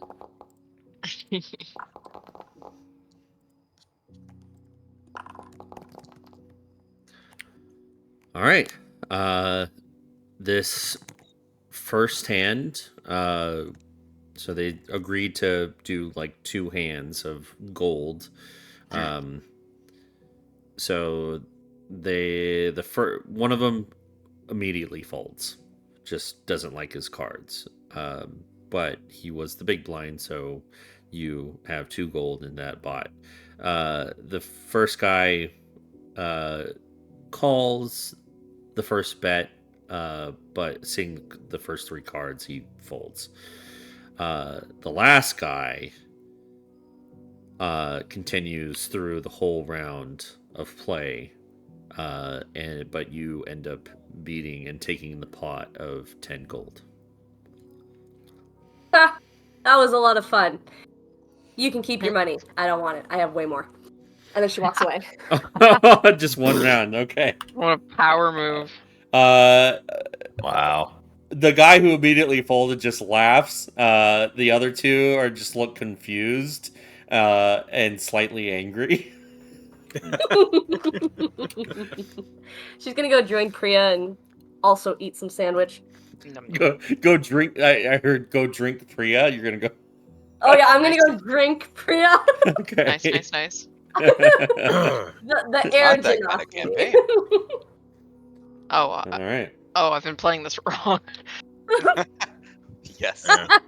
There, she's a breath of fresh air. Okay. Wow. Okay, we're done here. Let's go on. Yep. Even Bash is Even Bash is upset. Yeah, Alright. well, everyone's a critic. Well, is everybody just having some downtime in these 2 hours? I mean, I think Flower and Thrym are the only one that's really having time-consuming activity. I've got something I can add. Okay. Okay, so I think upstairs, he's drank his pint, and I think he's got his map laid out on the table, and he's going to make some sort of, just marks on it based on what he's seeing out the window, and I'm hoping that can maybe translate into some sort of a navigation advantage if we do end up going out there. Yeah, make a survival check based on what you see from the perception check you made earlier. Okay. And this is... Yes. Okay. All right. You will have advantage in traversing the Badlands that you see before you. Mm-hmm. And after he's sort of accomplished that, I think he's going to sit himself in a chair, just looking out the window, and he's going to meditate for any sort of special stuff out there. This is the closest he's been to the Shadow Dominus since he kind of arrived here, I think. Okay. You spend some time to focus on the minerals and rocks and the essence of the earth around Nestingham. And you feel a signature below you and more westward.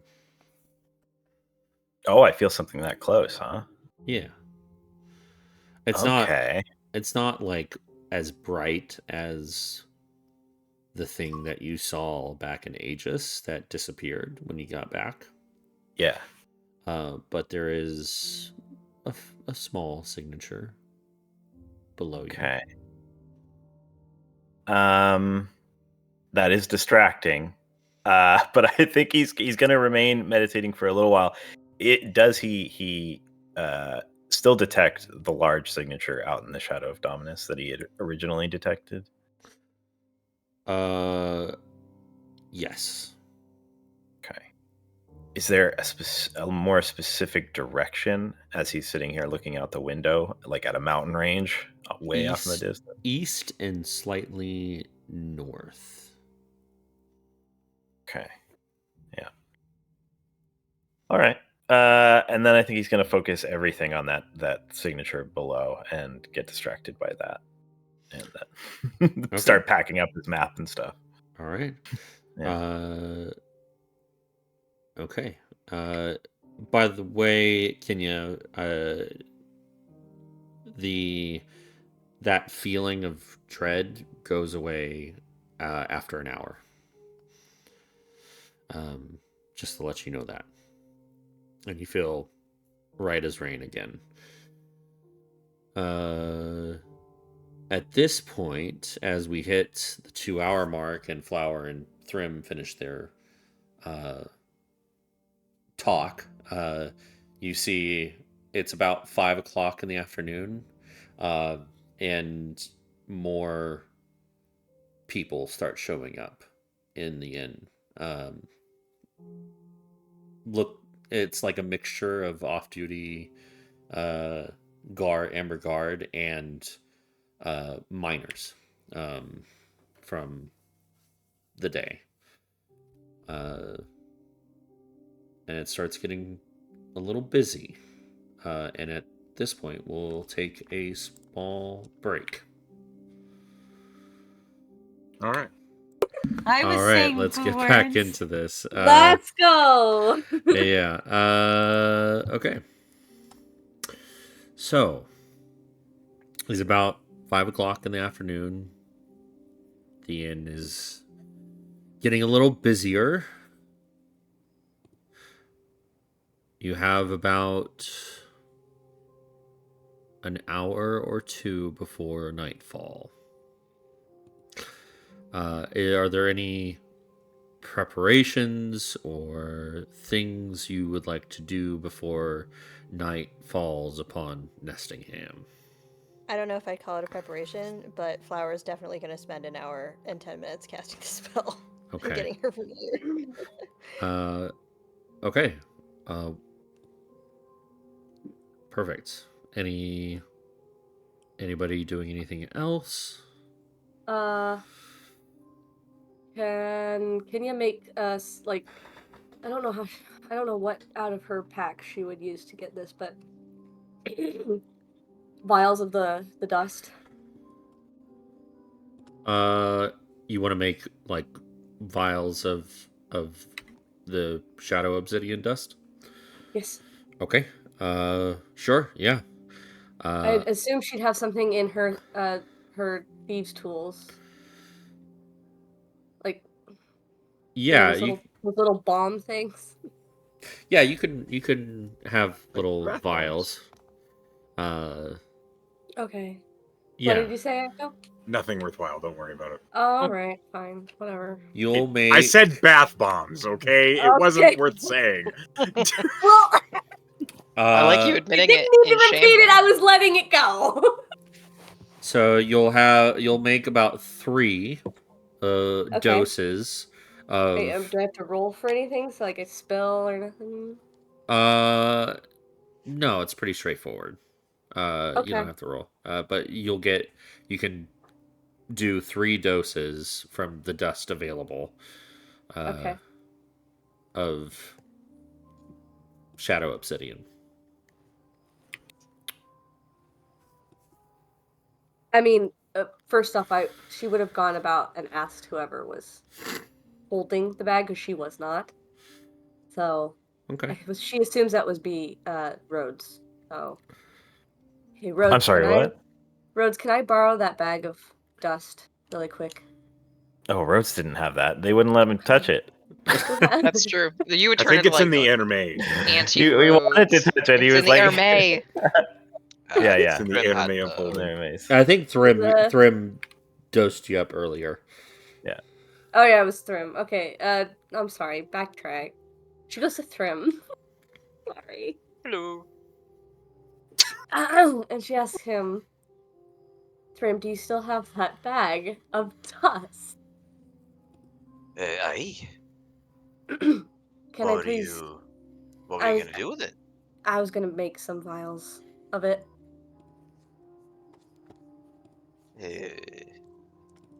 All right. Do you mind if I grab one of the vials for Of course, go for it. experiments? Yeah. So Thrym is gonna grab one of the vials. Okay. All right. Uh, as the inn fills out and people get settled in their tables and booths to get a dinner and a pint, Thrym, make a perception check. Me with the perception? Mhm. Cool. Oh, oof. 21. All right. As you're making this trade with Kenya, and it gets completed, you notice something interesting in at one of the tables in the corner of the room. A younger, mousy, short-haired, gnomish female is messing with some sort of mechanical and magical infused like rodent. Like she's clearly tinkering at it.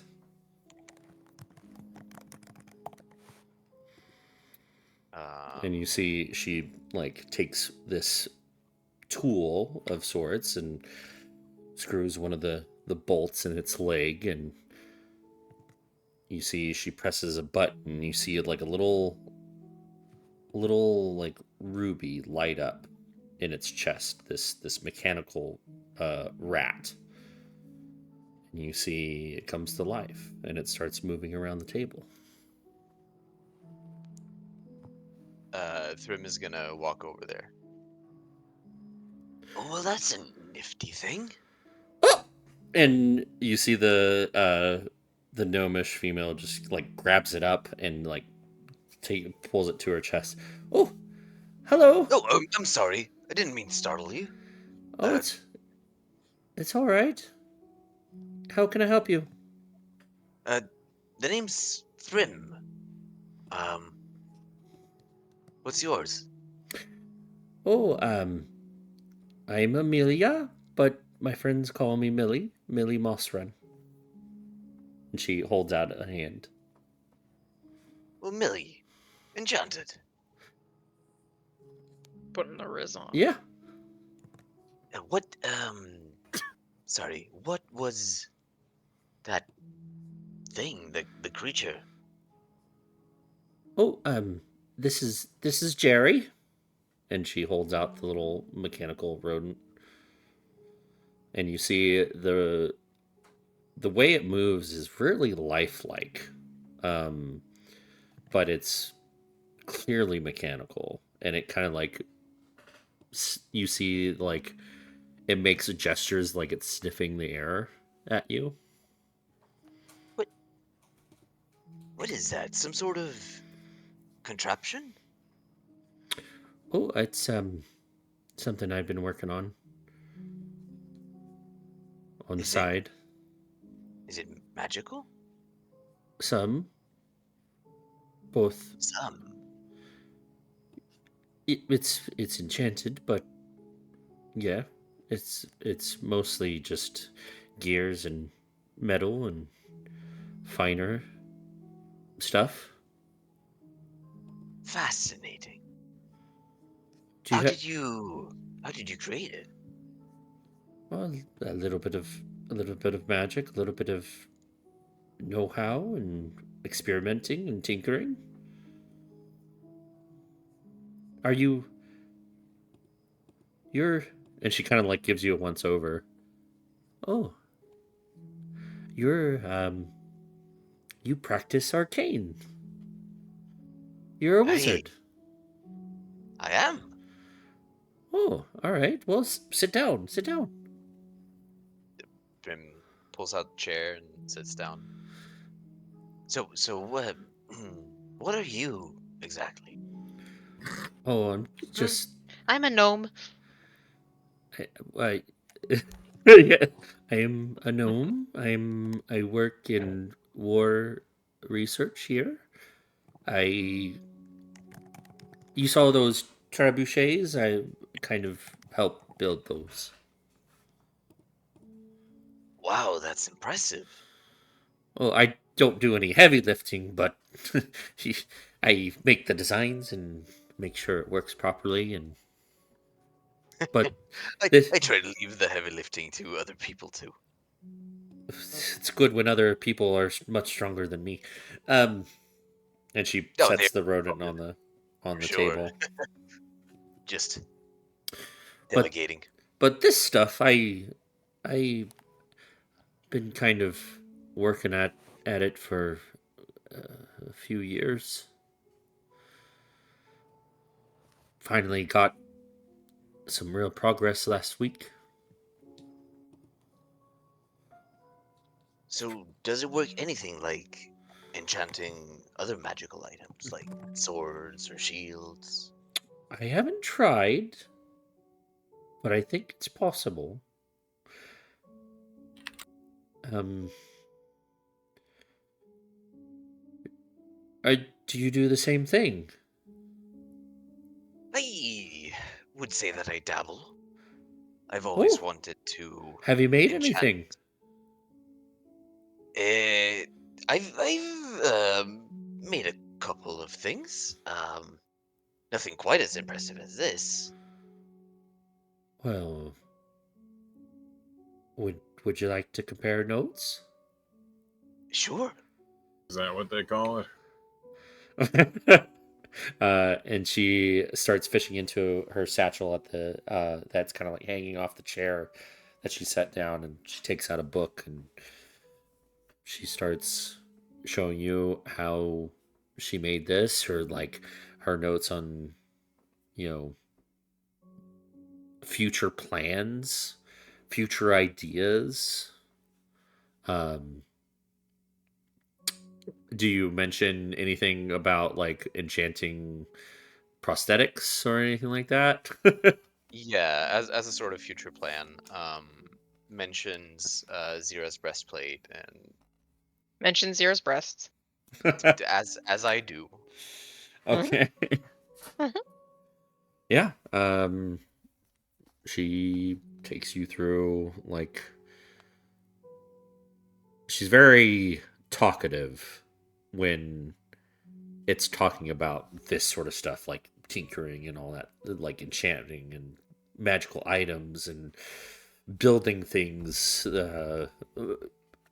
As well, you know, the bigger things are nice, but sometimes working with finer metals and getting things how to work is a little more interesting. Um, and you start to learn a lot from Millie. Um, It's just a matter of how lost in the sauce you're gonna get in this moment. The rest of you, while this is happening, what are you guys doing? I feel like Flower started casting the spell and kind of was looking over her shoulder to like make sure that Thrym was there, and then kind of got He's flirting.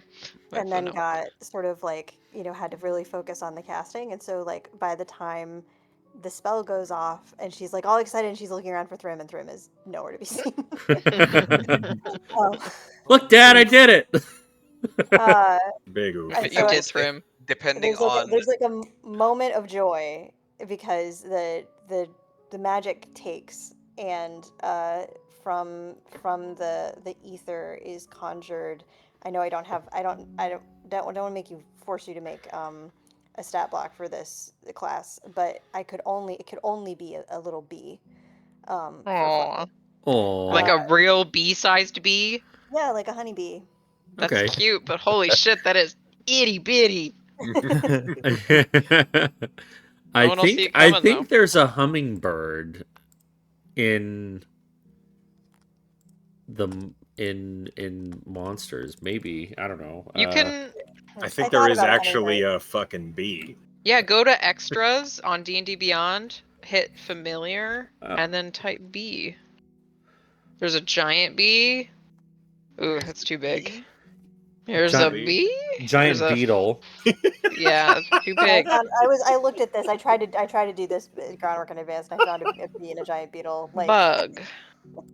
Bugbear? That's not right. some kind of small bug.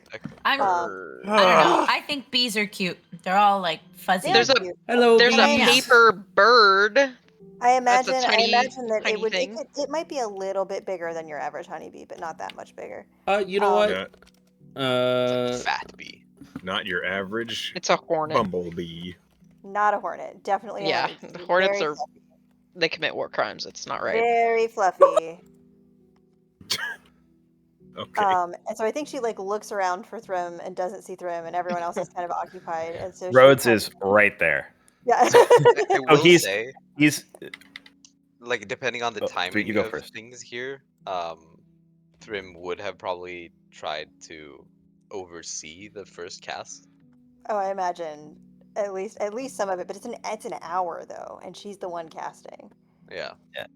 So Rhodes was doing something upstairs, and he came down, and he saw Flower was busy and concentrating on something. He's very excited about this rock, but he wants to go look at it. But he's kind of been waiting, like like bouncing back and forth on his feet, like waiting for her to finish this thing. Well, And then also, oh, go ahead. yeah, so then it happens, and he's like, "Oh, look at that little guy!" Look, I have a friend. I have a friend. I have a friend. I gotta ask, did anybody else think, just for a moment, that he sounded like Christopher Walken when he went, "Yow"? Oh, Yeah. Jesus Christ. Sorry I was about gonna that. Look at that bee. What were you gonna say, Sin? that I was sitting next to you and Flower while you guys were doing that, so I would have been there even though Thrym left. I would have still been there. Still got your audience. Yeah. And also Simon, I don't want to force you to. I don't want to like force you to say that you like definitely left. You could have definitely like left it. No, I It's way like funnier the to think that he idea of left. Thrym being there at the beginning and then thinking, she's got this. She She's hasn't got blown this. up It's yet. fine. And just Ooh, ADHD brain looking at, mechanical look, stuff. what's that? Yeah. And so I think the bee alights on her finger, and she sort of like pets it, and she says, "I'm going to call you Drift." Aw. Drift the bee. Does it have any like different colors? I think, yeah. I mean, I think it's a little bit bigger, and as it kind of flutters its wings, it kind of like the um the sort of light that kind of comes off of its wings is kind of more. It's like intense bright colors, but kind of from the corner of your eye. There's like, and I'm imagining more like, I'm thinking about like Sealy colors, probably like purple, pink, light blue, these kinds of like otherworldly, fayish kind of colors that are kind of dappled over its wings. Cool. Okay. Drift is a great name. Drift is what happens to bees when they leave their home hives and go to other hives instead. So this little bee clearly came from the Feywild to help me out. So But like, what do you feed it? I don't know. I don't know if familiars eat. I guess I should ask Thrym if. Oh, Thrym seems occupied. I'll ask Thrym. I don't know what Hugin eats. Maybe the same stuff a raven eats? Maybe Hugin eats babies. Is he like a trained bee? Like, I don't know. I don't know how I like bees outside because they're like stingy, but like, if I don't he's know, Drift. yours, he's not gonna be stingy, right? He's not. I don't think he's. It's what. I don't want him to sting anything because probably then I won't see him again for a little while. That's usually how it works. So Yeah. they're mostly But bees are great. They just they hum and they make honey. Do you feed him honey, do you think? I don't know if that's what they eat or that's just what they make. Mm. I can ask. I know they eat. I mean, he probably. I don't know if he is gonna want to pollinate, and he will like. But we can. He can definitely eat pollen. That's easy enough. What does Rhodes know about bees? With a 7. I think they eat honey. Has never seen one in his entire life. Yeah. Sounds legit. It sounds right. Would to they me. even be able to sting him? Like he's thick. He Across the is room on just Thrym's as shoulder. he's just as vulnerable as any of you. He's a rock man. No, that doesn't make sense. A little bee stinger couldn't penetrate his He'd be rock. His fine. He's leathery the one- hide. Yeah. Bees eat Across- nectar. They eat. They eat stuff from flowers. I actually Oh. don't know I what like real that. bees eat. I Do they am- eat Real, honey? literally in real life. No, real it's bees. honey's actually bad for them. They eat Sugar- nectar. sugar They water. eat Then It's why their do they vomit. make it? It's It's like a byproduct. It's a believe. I mean, byproduct. we It's make a That's why- excrement. that's it's why generally it- not safe for us to We don't eat it. Actually, That's I why guess it that's bene- a good point. That's why it benefits them to fucking empty the hive every now and then. So honey is just bee shit? No, it'd be vomit. Vomit. Oh, why? This reality is cruel. Oh my god, yeah. Why do you give a shit about bees? Yeah, so Well, did- bees are fuzzy little drunks. They go into the flower, they get the nectar, and they get fucking drunk off of it. That's why they fly so crazy. And then they like bathe themselves in it, and then they're like, oh shit, I'm drunk, and then they throw up honey. That's These how it are works. little tweakers. They Yeah. do. They look for like intense like scent. Like they hang around out by like the propane tanks at work, and like they stung me once while I was going past them. I was like, Little motherfucking bee. I was like in a forklift, and this bee like zoomed right at me and stung me in the neck. What if Oh, this? no. Fuck. What if this Yeah. bee was so I'm drunk sorry. off like nectar, it just like boop, like Well, it was ran it was into like you. it was high off the propane fumes. They like It to was a fly around. it. I driving think- crash cannon. Yeah. He just crashed into you. What if I am he? sorry. What if he? I am apo- sorry me, and to I was bring like, what back the bad fuck? memories What? with my little familiar. What if he apologized and you couldn't understand him? It's like unfortunate. Maybe He was did- dead. It's a sorry. bee.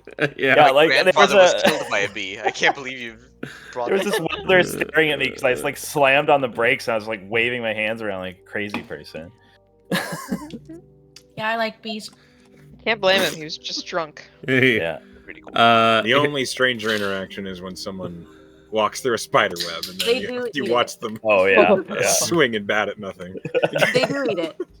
Bees do eat their own honey. It's for winter. Oh, so they do eat their own vomit.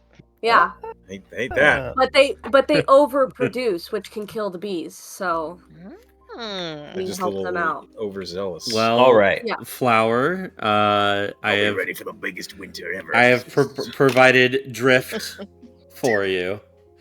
Oh, thank you. Wait, I also Aw. have drift. I was Drift expecting a little cloak. Minecraft bee. Oh my Why? god. I would love a Minecraft. Why do I bee. have Kenya? Oh, Oh, I think because we all have Kenyas. it was the We're session all Kenya missed, Kenya. and we all had the ability to control her if need be, but class Oh, hasn't Christ. removed that. Oh, wait, What? where? It's in our actors folder. Revoke? Yeah. Kenya is being I'm Our very autonomy acrobatic. Ryan. over Kenya is absolute. Mm. There we go. None. You Okay. guys. Oh no. Boom. Well, Oh no. I think Well, the first trick that Flower will teach Drift is she'll sing a little Fae song, and then Drift will start harmonizing with her little Fae song. with his little bzz, bzz, bzz. Yeah, with his little hums. Aw. And Love that. Which she'll is say to Zira, "See, he's harmless. He just sings." Oh my god, that's actually like kind of so cute. He just like bzz, bzz, bzz. Would he die though you if he should- stung someone? You should be able to move Drift around if you want to try it. Hooray! Tokyo Drift. He's drifting back Deja and vu. forth. if Oh. you look over Deja to vu. Trim, who again is sitting on his shoulder, with his eyes fixed on Trim Oh, and breathing heavily, panting. hyperventilating, eyes wide. spaghetti. I feel like the Flower will kind of let Drift go over, and they can hang out together. They can sort of get to know each other. It's Hugin familiar. eats him. I'm just kidding. Jeez. Damn. It wouldn't even get any Wait. color. He just Just kidding. No, that doesn't happen. I'm gonna have Flower. I promise this is the last thing I'm gonna do with this bee, and then we can do other stuff.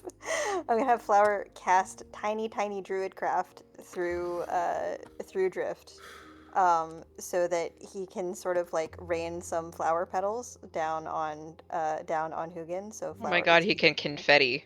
Yeah. Great. You mean bzzz. Hugin seems very like excited and happy to have like a familiar friend. Familiar friends. So, Name of the episode. while they're all having fun with this, Kenya's gonna walk up to Zira and offer her a vial. I think you should take one of these. I think maybe you, being our designated cleric, might be able to find an antidote.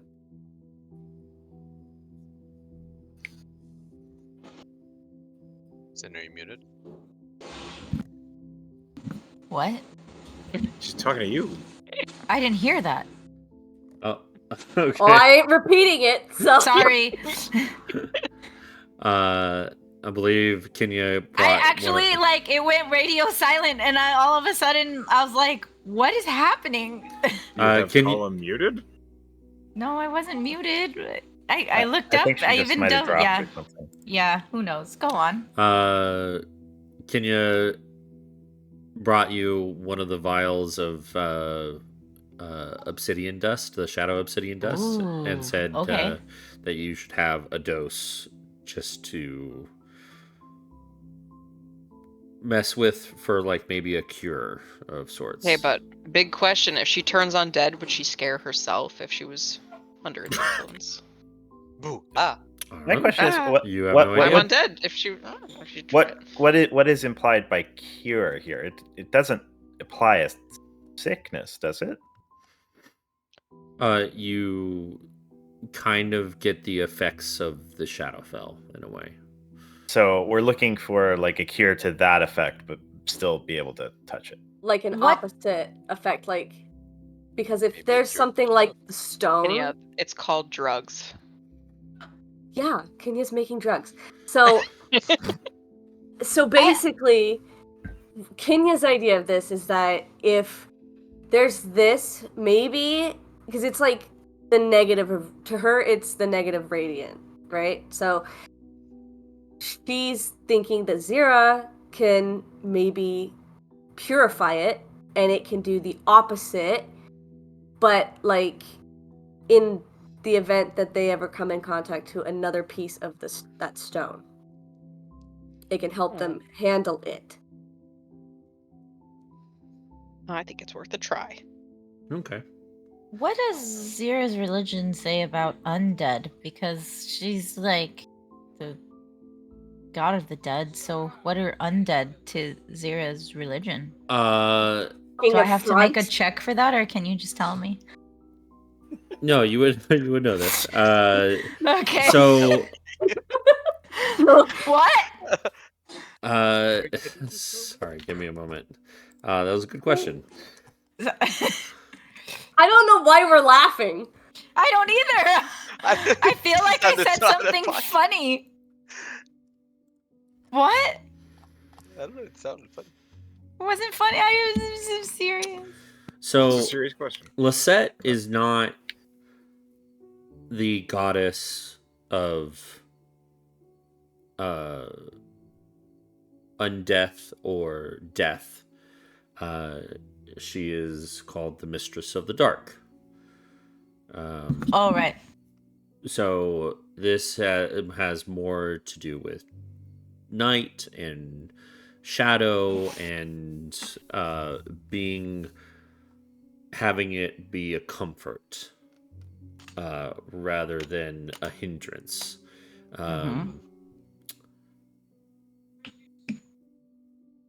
She doesn't really fall in the realm of like a good god or an evil god. It's just neutral planet. Yeah, neutral. I would say the Lisette's tenets are more selfish in a way, but not. It encourages she encourages her followers to be more reserved and protecting the night. Undeath is there's no real like you don't really have a hatred towards undead or and you don't like them per se. It's just kind of like they're undead. Like you can drive them off if they're being a nuisance to you. That's the best I can describe that. Well, because I guess I'm wondering if like Zero would think of this obsidian dust as some kind of like holy thing, or if she would like if there's a way she could like bless it or something. You can certainly try to bless it. Or do you want to try casting a spell on it or doing some sort of ritual with one of your spells? Do you have bless prepared? I do have bless prepared. I'm looking right at it. Okay. If you want to try and somehow channel a bless spell into it, we can roll like a spellcasting check and see what happens. Yeah, let's do that. Okay, Kenya's gonna go walk and like, I don't know, go somewhere, go to the bathroom or something. Oh, I did it twice. Whoops. Did not mean to do it twice. Oh, I did it a bunch of times. I'm a mess. Make a spellcasting check. So this is going to be a d20 plus your spellcasting modifier. What's my spellcasting modifier? How do I look that up? +8. How do you know that? It's above your spell. Are you looking on D&D Beyond or Foundry? D&D Beyond. So if you look at your spells, at the very top of your spells tab, it says +5 modifier, spell attack is +8, and your save DC is 16. Okay, so your you said attack plus modifier 8. is 8. Okay. So a d20 plus 8. Mm-hmm. Okay. Something interesting happens as you cast Bless on the pulverized shadow obsidian within the vial. You see the spell try to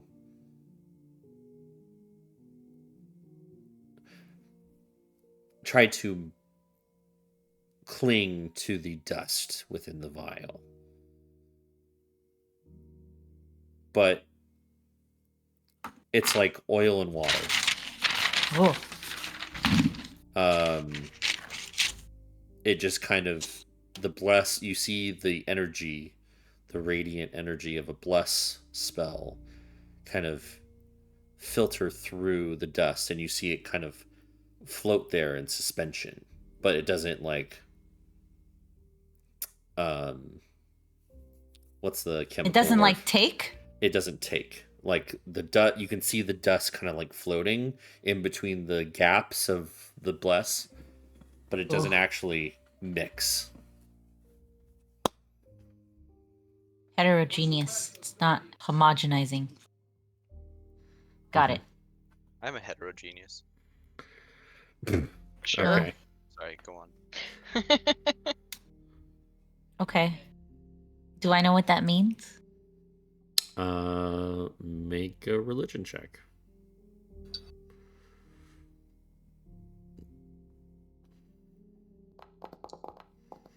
Does that tell me things? 19? Is that good enough to know stuff? Well, the 19, the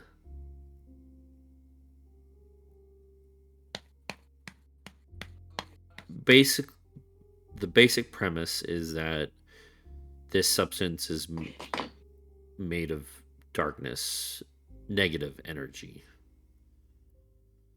whereas a bless spell is more positive energy. In all,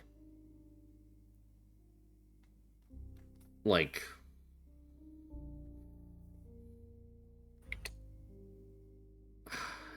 it should like mix and make something new, kind of like opposites attract, but this doesn't. Okay. Is there anything I can do to mix them? Can I add a catalyst? It's almost okay. Hold on, let me re-explain this. It's almost as if the negative energy, the dust, is more powerful. Oh. Than the positive energy, and it is repelling the positive energy. You need to get stronger. I'm not there, but can I ask, like, is this like, it's like an anti-magic field sort of situation where it's like the spell won't take because it's not. Okay.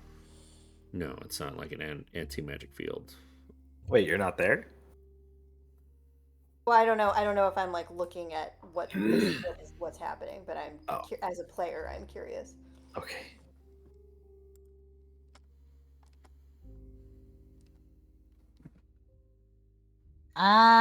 This thing's kind of weird. My magic's just like not enough for it or something. But yeah, I'll take it, Kenya, and we'll figure out what we can do with it, I guess. I'll just put it back in the bag of holding. Kenya has walked away like hours ago. Oh, I thought she was still there. In that case, Zira just looks at it by herself, pretends nothing happens, and puts it away. Okay. All right. So, what's I think Rhodes. Sorry, Rhodes. As soon as Flower was done with her bee, what would try and tell her about the new rock he heard that's in the town? What rock? Oh my gosh! What does it sound like? Sort of like maybe, and he'll like take a rock off himself, like maybe a metal rock, and he'll kind of like flick it, and then I think kind of like a tuning fork. He'll try and get a sound to kind of reproduce through that rock. Okay, by altering its vibration. I'm gonna try to get Drift to recreate the sound as much as a bee as possible. What would rubies sound like to Rhodes? Rubies. Something buzzy, I imagine. Like Drift. Yeah, sure. Yeah.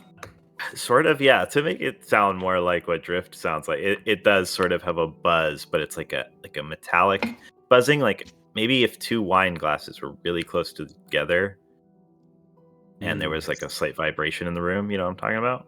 Okay. I'm thinking of like the sound that you make when like you put your finger around a wine glass. Is it like that? That kind of like Yeah, but maybe a little bit more of a rattle. but, like, A little the bit more of a like the rattle. resonance of that. Yeah, yeah. Okay. All right. So all this stuff is happening. You mentioned something about going to talk to the captain of the Amber Guard. Is there any plans to do that, or maybe venturing out before darkness actually hits? It's about an hour from dark, but Flower is up to go on an adventure to find this rock.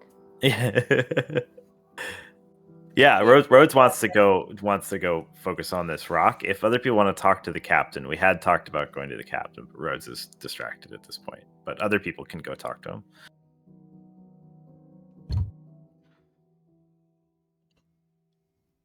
Thrim's opinion Sounds like on a it rock is venture. that we shouldn't split up, so he would probably just go with Rhodes. All right. Also, I he's mean, a bit intrigued by the rock situation. Yeah. we're in this defended town. I don't think we're really in danger here. But sure, yeah. Let's go look for the rock. is everybody going to look for this rock? I'm in. Sure. Oh my gosh. Well, if everybody else is going, Come on, it'll be fun. Let's Uh, I go. still don't understand the appeal of rocks, but Last maybe I will DM. if I find one. Oh, rocks are so fun. It's sedimentary. Ay, Uh-huh. ay, ay, ay, ay. It's a good one. Alrighty. So you know it's below. Hmm. And slightly to the west. Yeah. Oh. So Oh. you would know that it's under the big rock formation. That is the cardinal direction. You can. Yeah. We saw mining equipment earlier. I think it's underneath this big, kind of underneath the town. Maybe there's a mine. Do you think we can get access? We got access to leave as we please from the town with these nifty little pins. Maybe it'll get us in the mine. Good point. Yeah. Follow me. And you just like run off. Okay. Follow Okay. roads. All right. Follow the yellow brick roads. Yeah. So are you going to start asking people? Yeah. Well, yeah. How are you going to go about finding an entrance to go underground? Definitely ask like where's the mine? Is there a mine? Yeah, there's a mine.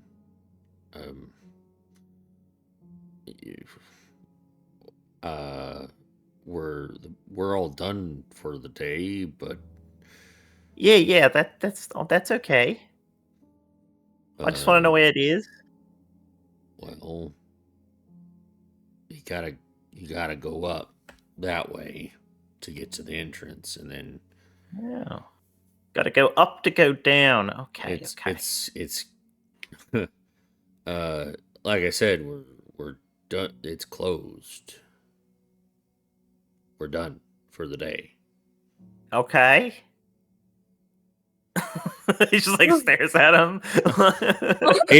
He stares back at you like, are you not getting it? Like, It's closed. Well, yeah. Like Is it what? closed to everybody? What did you Is it collapse closed it? I can go in, can't Oh, I? I mean, no, probably not. Nobody's there. All the machineries and the pulleys and elevators are unmanned. Flower will wave their little chips around to see if that helps. Are you betting on something?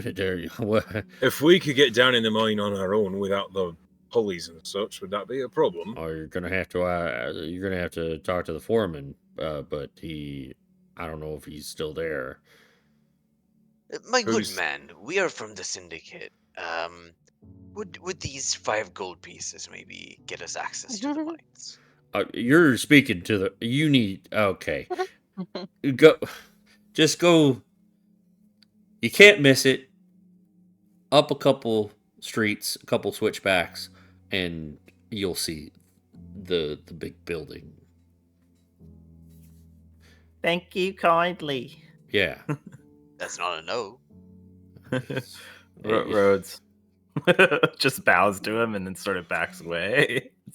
Starts heading in that direction. Yeah. I was about to ask, what are the consequences if I just punch him and get past him? I mean, you're just Well, you're stopping he's a not random standing- guy. Yeah, he's not standing guard. This is just some Yeah. random guy in the street who I Punch him thought he anyways. was It's pulling standing us. guard. I was Misinterpreted like, yeah, I completely misinterpreted that. My bad. No. It would have been funny though. yeah. You just clocked him for Just no clocked. reason. When in doubt, Well, violence. shit, why is he in my way? God. This Well, is just real life Sin talking.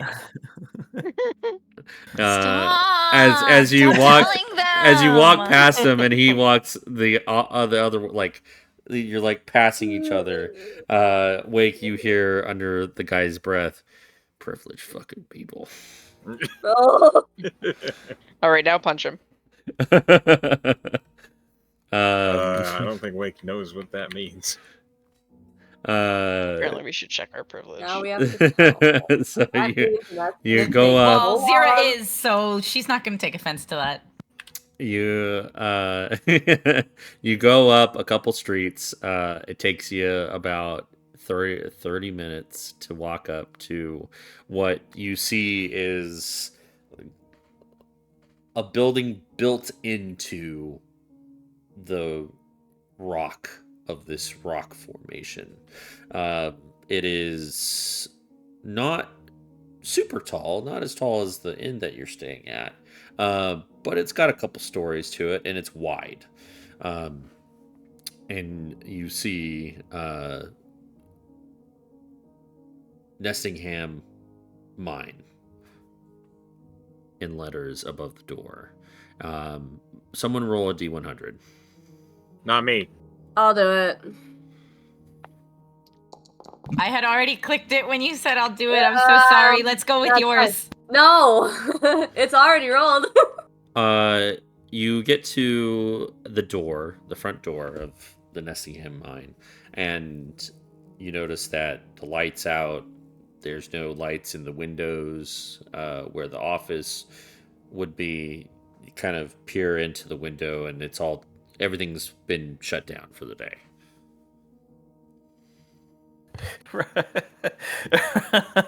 Rose just kind of like pounds on the door and hopes somebody.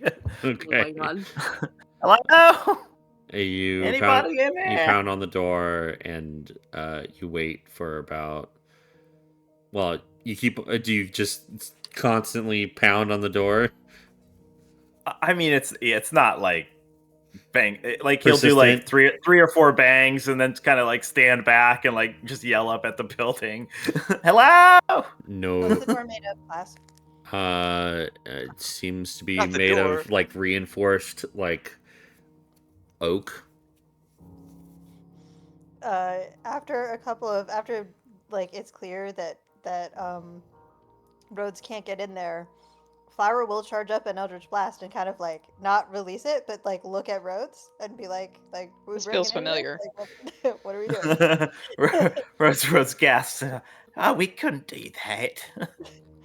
I mean, we could. Oh, This rock is might get- important. We might get in trouble though. Well, do you want to wait until morning? No.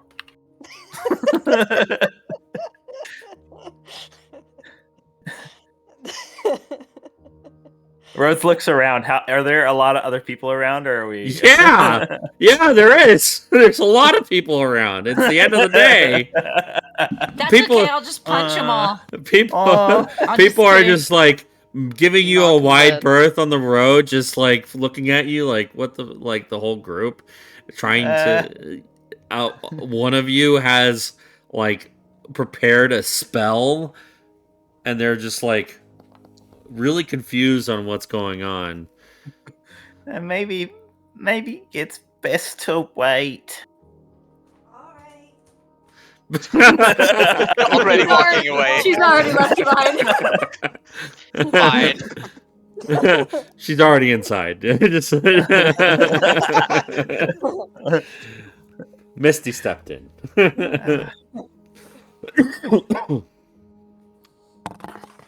Okay. This always happens. It's a road and it's a rock and it's always behind a door and I have to wait and then it disappears. Maybe it won't disappear this time. Maybe they're playing hide and seek with you. Do you think so? Maybe. That'd be Did they fun. ever play hide and seek with you when you were looking for rocks in the elemental plane of Earth? Well, how would I know if they were doing that? I don't know. I only found them when I found them. Could you ever sense something and then it kind of disappeared and then you had to sense it again? Yeah. Then it was playing hide and seek with you. It was playing a game with you. It could be. The one good thing about where you are right now is that when you turn around from this building, you have a pretty clear view above the fog line. And as the sun is setting behind you, its light permeates and gives you a clear view of the shadow of Dominus. Wake, your passive perception is 21, yes? Yep.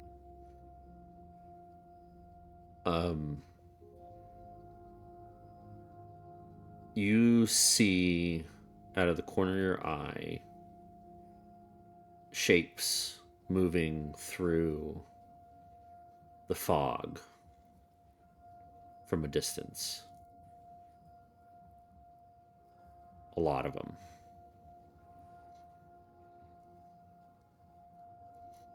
I point them out.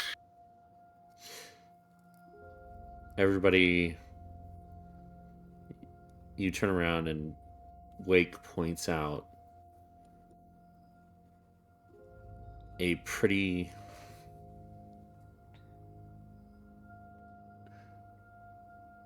drastic scene. Through the fogs, you see dark shapes moving towards Nestingham. And people with a passive perception of 18 or higher, which is Wake and I believe Rhodes. Yes? 16 for Rhodes. Okay. Just Wake him. Mine's 18. Oh shit. Zira and Wake. You see a guesstimation of about 150, maybe 200 shapes moving through the fog this way. Okay. That's more than That we looks like can handle. trouble. Aye. Is this a normal thing? Rhodes will like just kind of grab someone who's walking past. Hey, is that normal? And he'll point out. And as you grab this person, he looks out and kind of squints his eyes. Huh? And at this point, you begin to hear bells. What does that mean? Nothing good.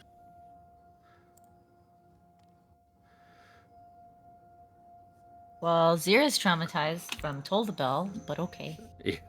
Bells, the usual signal that there's an attack coming.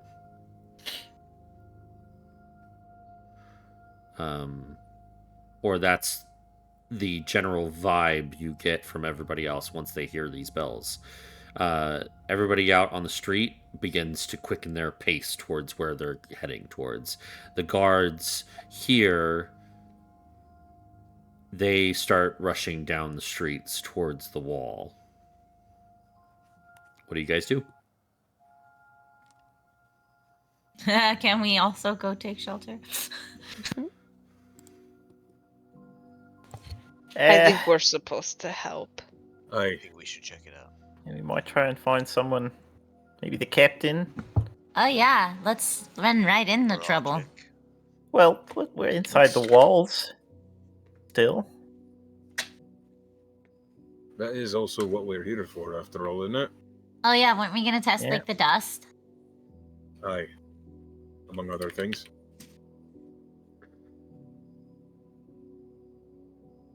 All right. I mean, we've already killed 60. What's another couple hundred more?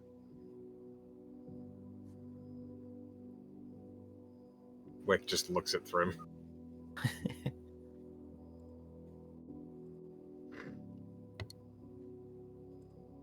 I think we go and try and find somebody Yeah. important looking. Close to the battlefield. Yeah, so we'll head back down Ramparts. towards the walls, towards the defenses, Okay. and then just find the nearest person who looks important. And if they're not important enough, they can direct us to someone more important until we get to the person that you want us to talk to, class. Okay. All right. As hold on. Let me find some Ooh, my appropriate. immersion. Bells. Mm-hmm. Bells. The bells of no Oh, dude, that's a nesting kick-ass fucking movie. What's that? Do you want to watch that movie later? Mm, What movie is it? The Hunchback of Notre Hunchback of Notre Dame. I mean, I'd say yes, Pen, but I'm not there. So. Damn it! That's a really big flaw in my plan. Just stream it on Discord. I was gonna say you could stream it for me. This is true woo. Like the Disney one? Yeah. That's All Is there a right. different Okay, one? Yeah, there's like a really bad black and white movie. No, that sounds terrible. No, not at all. Yeah, I don't know. I'm That's why I sorry. asked. Give me one moment, guys. Ooh, I thought it was muted. Sorry. That's alright. Beats the bells. Yeah. They're scary. Oh, I hope I've only split slots. I didn't do anything stupid. It just today, I sounds don't like a think. ship. A ship? Yeah? Like a docking ship? They make that sound? I don't often listen to ship's dock. All right. So, as you hurry your way down towards the wall, towards the main gate, you are joined by the three, well, your bosses, basically. You are joined in heading towards the wall by Audric,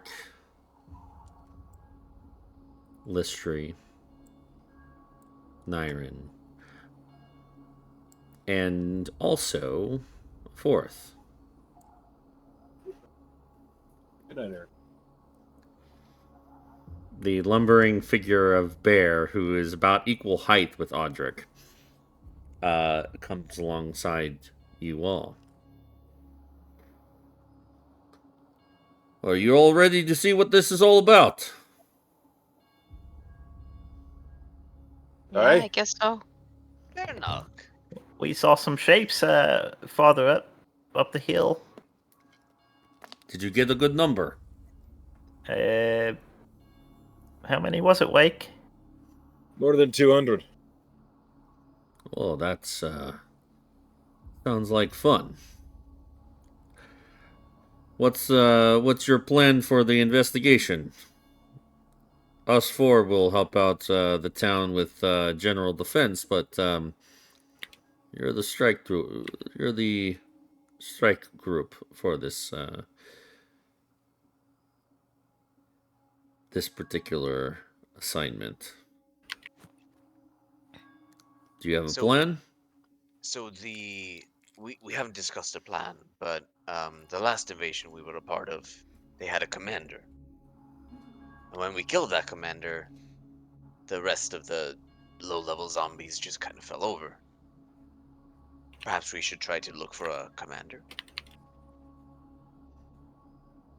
Well, depends on what kind of commander it is.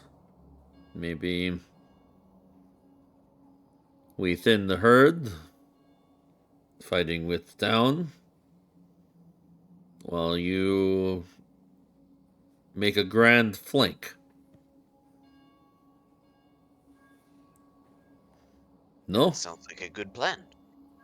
Hey, works Better for than me. the no plan that we have. What do your resources look like? I'm full.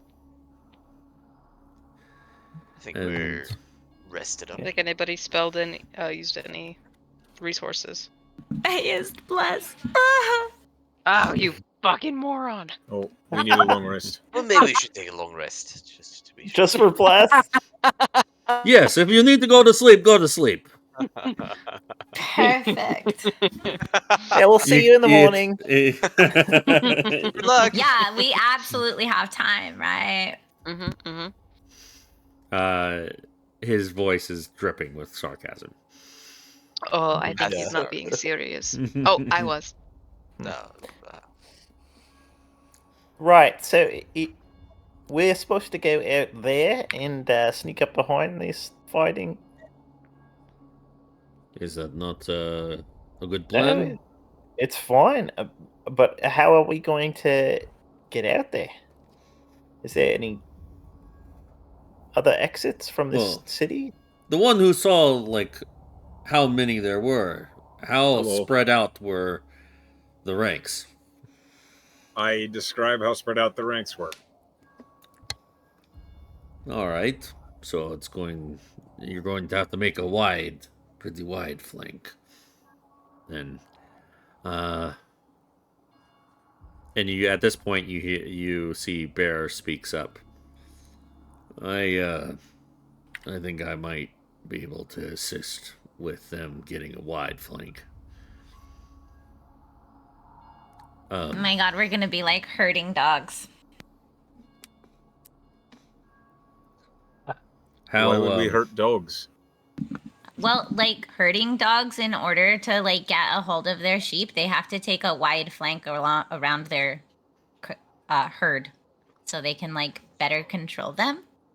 Oh. So that's gonna be us. Essentially, yeah. How familiar are you guys with being misty forms? I'm sorry, what? What's that? Grim looks uncomfortable. I'm so familiar with it. I've never heard of it before. Right. All right. Cool. Well, Wake, you're not going to be able to do this yet, but it's going to be in your repertoire. Consider this a first lesson from me. And he's going to show you, Wake, the first parts of the incantation for Windwalk. Oh. Okay. Wake pays attention. And he is going to spend a minute here in the middle of town as everybody's just filtering through, making their way to either shelter or to the wall, depending on who you are. But he spends a minute casting Windwalk on everybody. All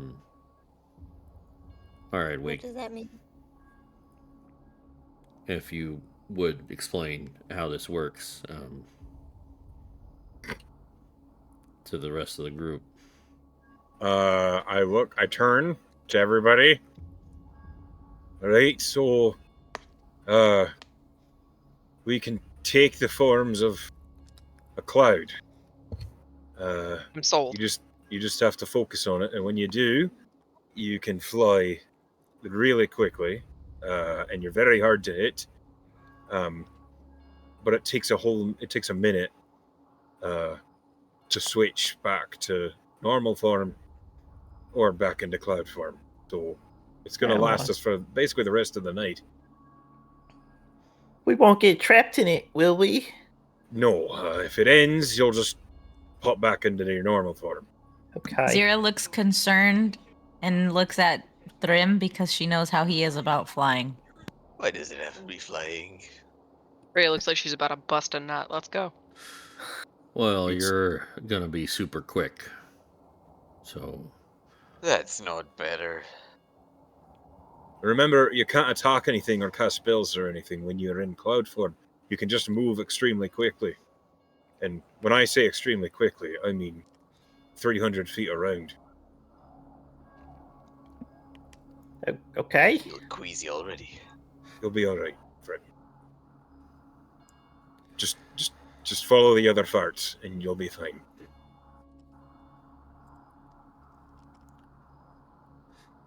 That's so weird coming out of you because you shouldn't know what that means. I know what a fart is. Cloud, though? Aye.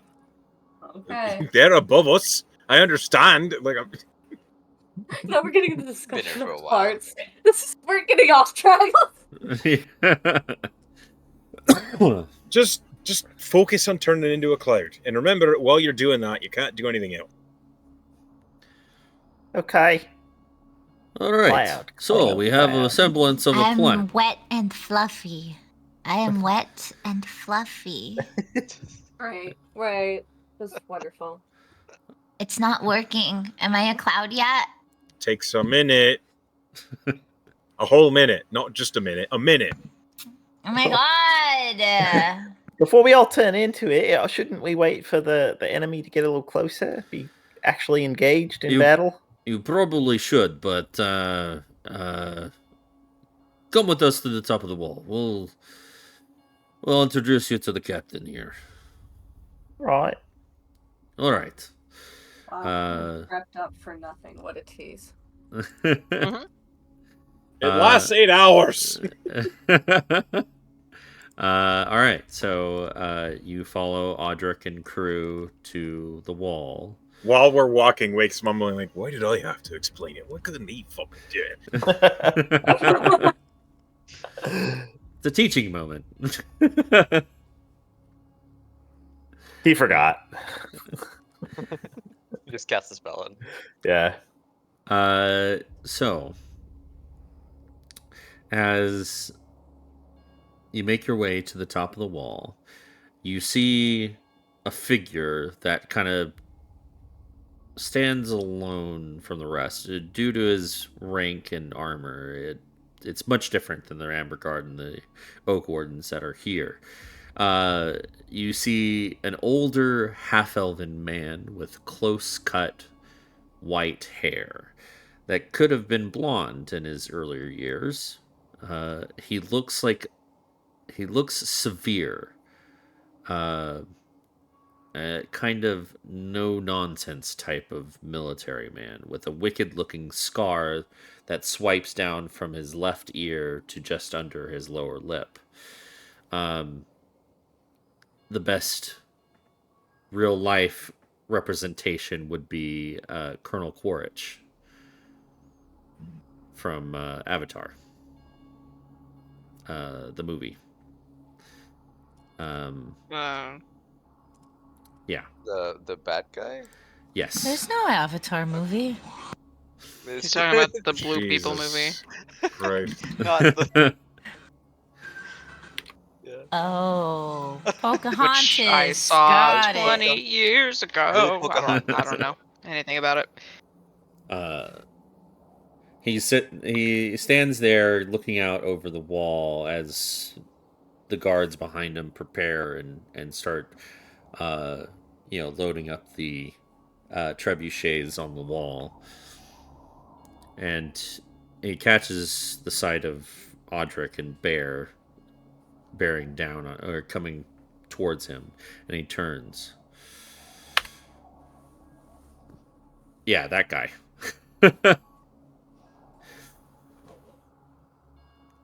Okay. Good to have you on the wall here. All right. Good to be here. Is this your special strike team, Audric? You see Audric nods. Yes, it's this is the entertainment, as they call themselves. They'll be getting behind enemy lines and seeing what is going on with so much undead. And at this point, you see Wake out of the corner of your eye. The undead begin to break the barrier between the shadow of Dominus as night finally falls and the lights around the city blink on. Wake points them out. This is a significant attack. Do you not normally deal with ones this large, or is this somewhat common? Well, obviously not. Most we ever get was a couple days ago. About 60 tried one part of the wall. They were dealt with hastily. But looks like they got a couple giants in their ranks. And you see Wake, a couple of skeletal giants make themselves known as they continue to march towards the wall. I affirm his assertion that there are giants among the march. Oh, I wonder if those are the same that we saw earlier today. Well, looks like we have a fight on our hands. Is this how it's been every other night at these attacks? Not is this at the all. way it always goes? This is the first night we've seen more than 60. Huh. Well, do y'all have a plan? Yep. We're gonna turn into clouds and go hit the back line. Take out the leader. Take out the head of the snake. Yeah. Something like that. I like it. You know, it's what we found when we had a fight at one of the beacons. They had sort of a commander character, and we took them out. And then all the undead stopped being undead. They got better. Yeah, they got better. Right, well. We got better.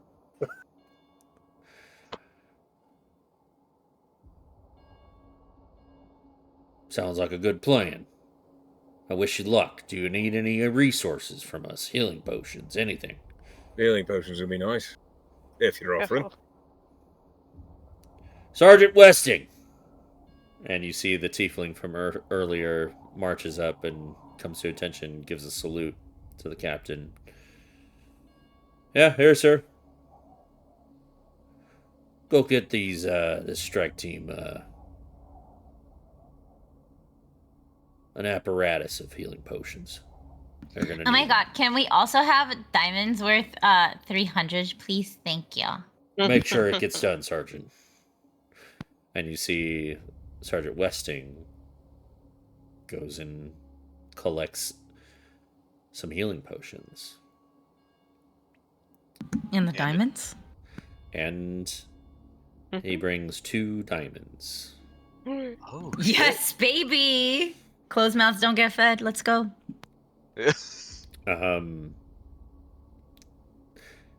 You get 7 greater healing potions. 1 apiece. Yes. Okay. Greater, you said? Greater. Greater. Splurging. They're great. They're great. They heal you for 44 plus 4 or 20 hit points. And how many diamonds? You said 2? Yes. So now we have 4 total. How many Because did you there's have already- before two? Die. Yeah, we had 2 before. Yeah, we had 2. It's Well, one good to is we still stockpile need to them. get chopped down because Yeah. it's too big, but we could use it if the Yeah. yeah. We run out of. Yeah. Use the ones that match first, and then if we have to, we can use the last one. But How do I add That- that to my bag of holding? Or do I just write it down? You just I write mean, you from the can, but you inventory. can manage inventory and add a custom item. Oh, I'll just write it down then. I mean, there is a diamond in manage inventory. Eh. Yeah, I mean the stats on it are not correct, but you can modify it so you can add a diamond and then like change the name to diamond 400 GP or whatever it's worth, so you can keep track of what GP level diamonds you have. I have analog notes. It's all here. Okay. Thank you. Up of 4 times.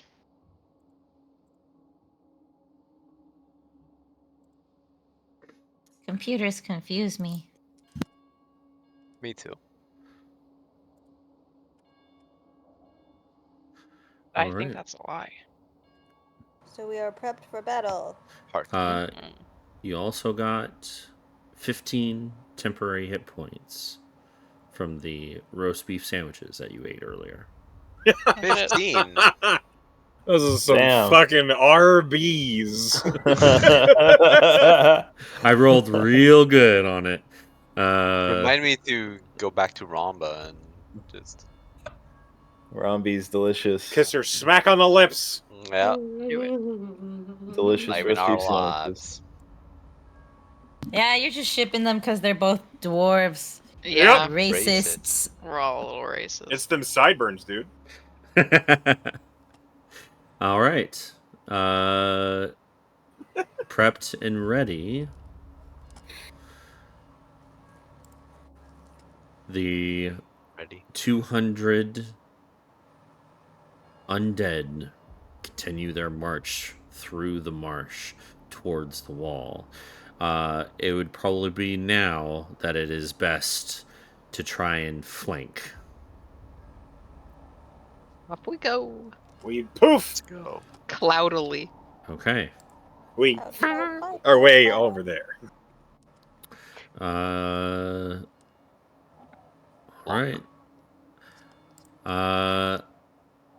As you turn yourselves into clouds and make your way over, you can either go above the army or around.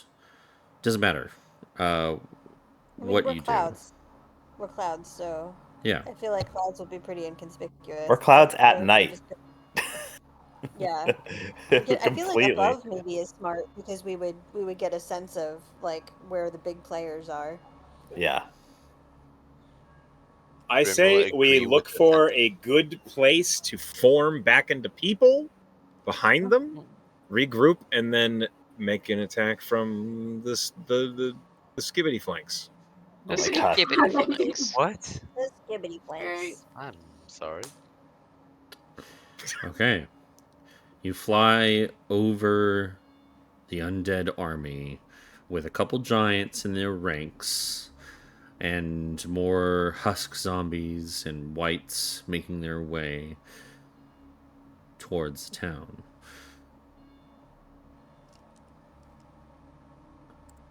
Eventually, the town bell becomes a little too far as you are traveling over the scene, my and I need a perception check from everybody. Can percept as clouds. Cloudception. I rolled my passive. Ah, Can drift help me, or is drift sort of like kind of tangled up in my cloudiness? here's all my shit. He can be tangled up in your cloudiness. I mean, otherwise he's going to be miles behind us. Yeah, right. he is. Okay. Well, 18 plus 4. I don't want to do the math right now. 22. I'm tired. You're welcome. I rolled Thank a you. 21. 21. All right. 20 or better. You see a figure, a lone figure in armor, sitting at the back, kind of on top of a little more raised section of like dirt that is surrounded by moss. It is, you see this figure in the Shadow of Dominus section of the buffer marsh.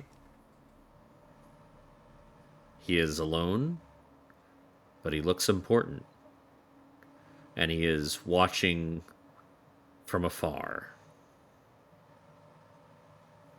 I have an idea. What's your idea? I can't tell you because we're all clouds. Well, I assume we're all kind of watching each other and staying together as a sort of formation. I hope so. My Ooh, idea is we're a another one. storm. Yeah. My idea was to turn back into wake 100 feet above the guy and turn into a bear right before I hit him. Bear drop.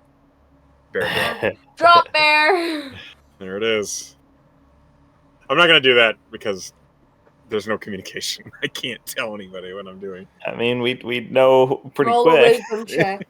It takes a minute to turn No, back you'd into be people. you'd be a bear down there alone. Yeah. And I might not one-shot him, and that would be a problem. Yeah, That'd be yeah. funny though. Might need to spend one of those diamonds immediately after. Why we have 4 of them? No. So we can be silly. It's an attack we can use 4 times. Yeah. Just keep picking 'em Whoa, up. So there you long go. as nobody else fucking dies. So we stick to the plan, and we find a Yeah, we place stick to the plan. to reconstitute ourselves. Okay. You do so, and how far away behind this figure do you go? One round of combat, so like 90 feet. 90 feet? Yeah, Okay. so we can stealth and get up to him, but it'll only take one round to get up to him. Okay.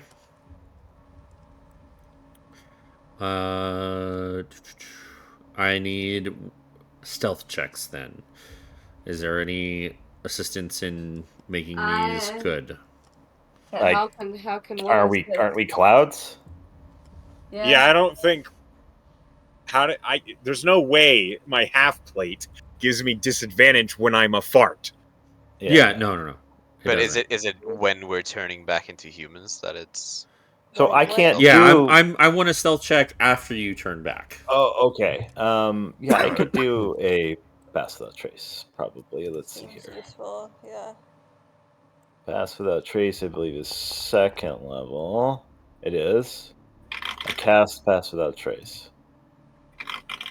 Okay. I'm inspiring this natural one. I don't know if I don't know how familiars work, and I'm not allowed I don't know if my familiar is allowed to help me be stealthy, but I will inspire the natural one, even if I don't get to have a help action.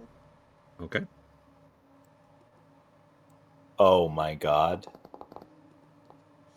I inspiration myself. Huh. Wow. Okay. With pass without trace, I'm at a 24. Me too. I'm 31. at a 21. Oh, sorry. 33. What am I doing? Pass without a 24. trace. What is You're that? doing a You stealth add check. 10 Rolling a to your stealth stealth check, roll. and you're Okay. adding 10. Okay.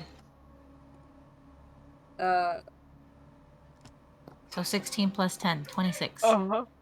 Okay. Oh, 27. 17 plus 10, 27. Yeah. So nobody sees me. I've never been 28. born. All right. You begin to creep up on the figure, and this is what you see.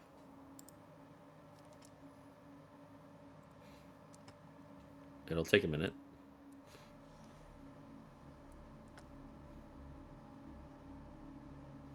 I want to say I think Rhodes had to keep himself from throwing up after coming out of cloud form.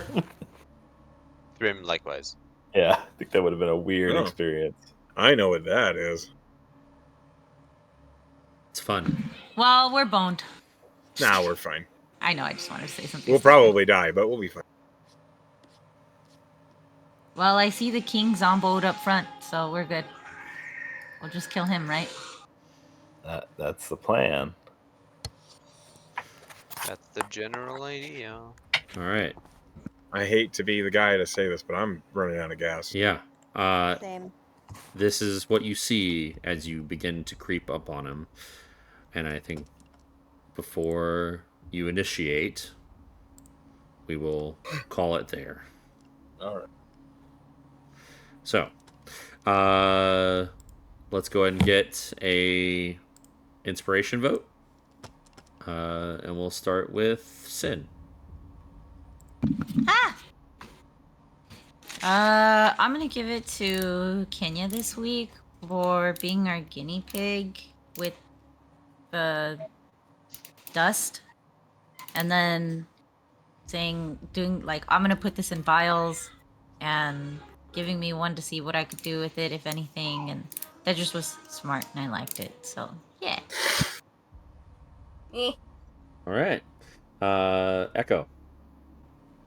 Mine is also going to Kenya for the poker game because that was funny as shit. All right. Emily. I'm going to give it to Rhodes for consistently role-playing his obsession over any special rock that he finds. And the fact that they were like, "Do we have to do it tonight?" And he was like, "Yes." I haven't got to play into it this much in a while, so It's so clearly like an addiction that flowers should not be enabling, and it's totally enabling, and it's great to behold. I enjoy it very much.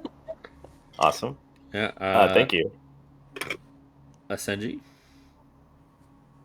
I am going to give my vote to Flower for Bumblebee Madness and kind of finally learning how to summon her own familiar.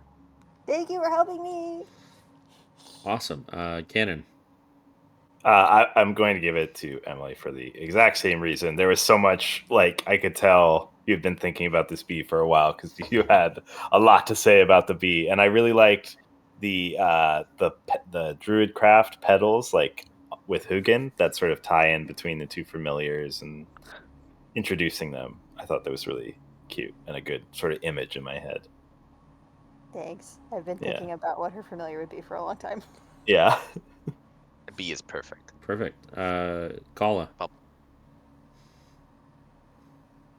Well, I wanted to give my vote to Rhodes because of the same thing that Emily said. I actually really enjoyed that. The stare down was my favorite part. It's closed. Okay. I could feel the tension. I almost feel like he was ready to just push past him, but like I could feel the awkwardness, and it really made me laugh that entire interaction. So yeah, my vote goes to Rhodes. Thank you. Perfect. Pen. I'm gonna give it to Emily because I like the bee and I like the idea of the bee harmonizing with Flower's music. Awesome. All right. Well, it looks like. So I'm not. There we go. Flower, you get the point of inspiration. Yay! I get back the inspiration that natural one inspired. Yeah. All right, guys. Thanks for playing with me. I had a real fun time showing you Yeah. Nestingham, and I'm ready for this fight. This is gonna be a good one. I'm excited. Yeah. Ooh. Echo seems to know what's gonna happen. Huh? No. Well, Well, until next time, thank you. I'll see you Thank you. next week. Bye, y'all. Yay.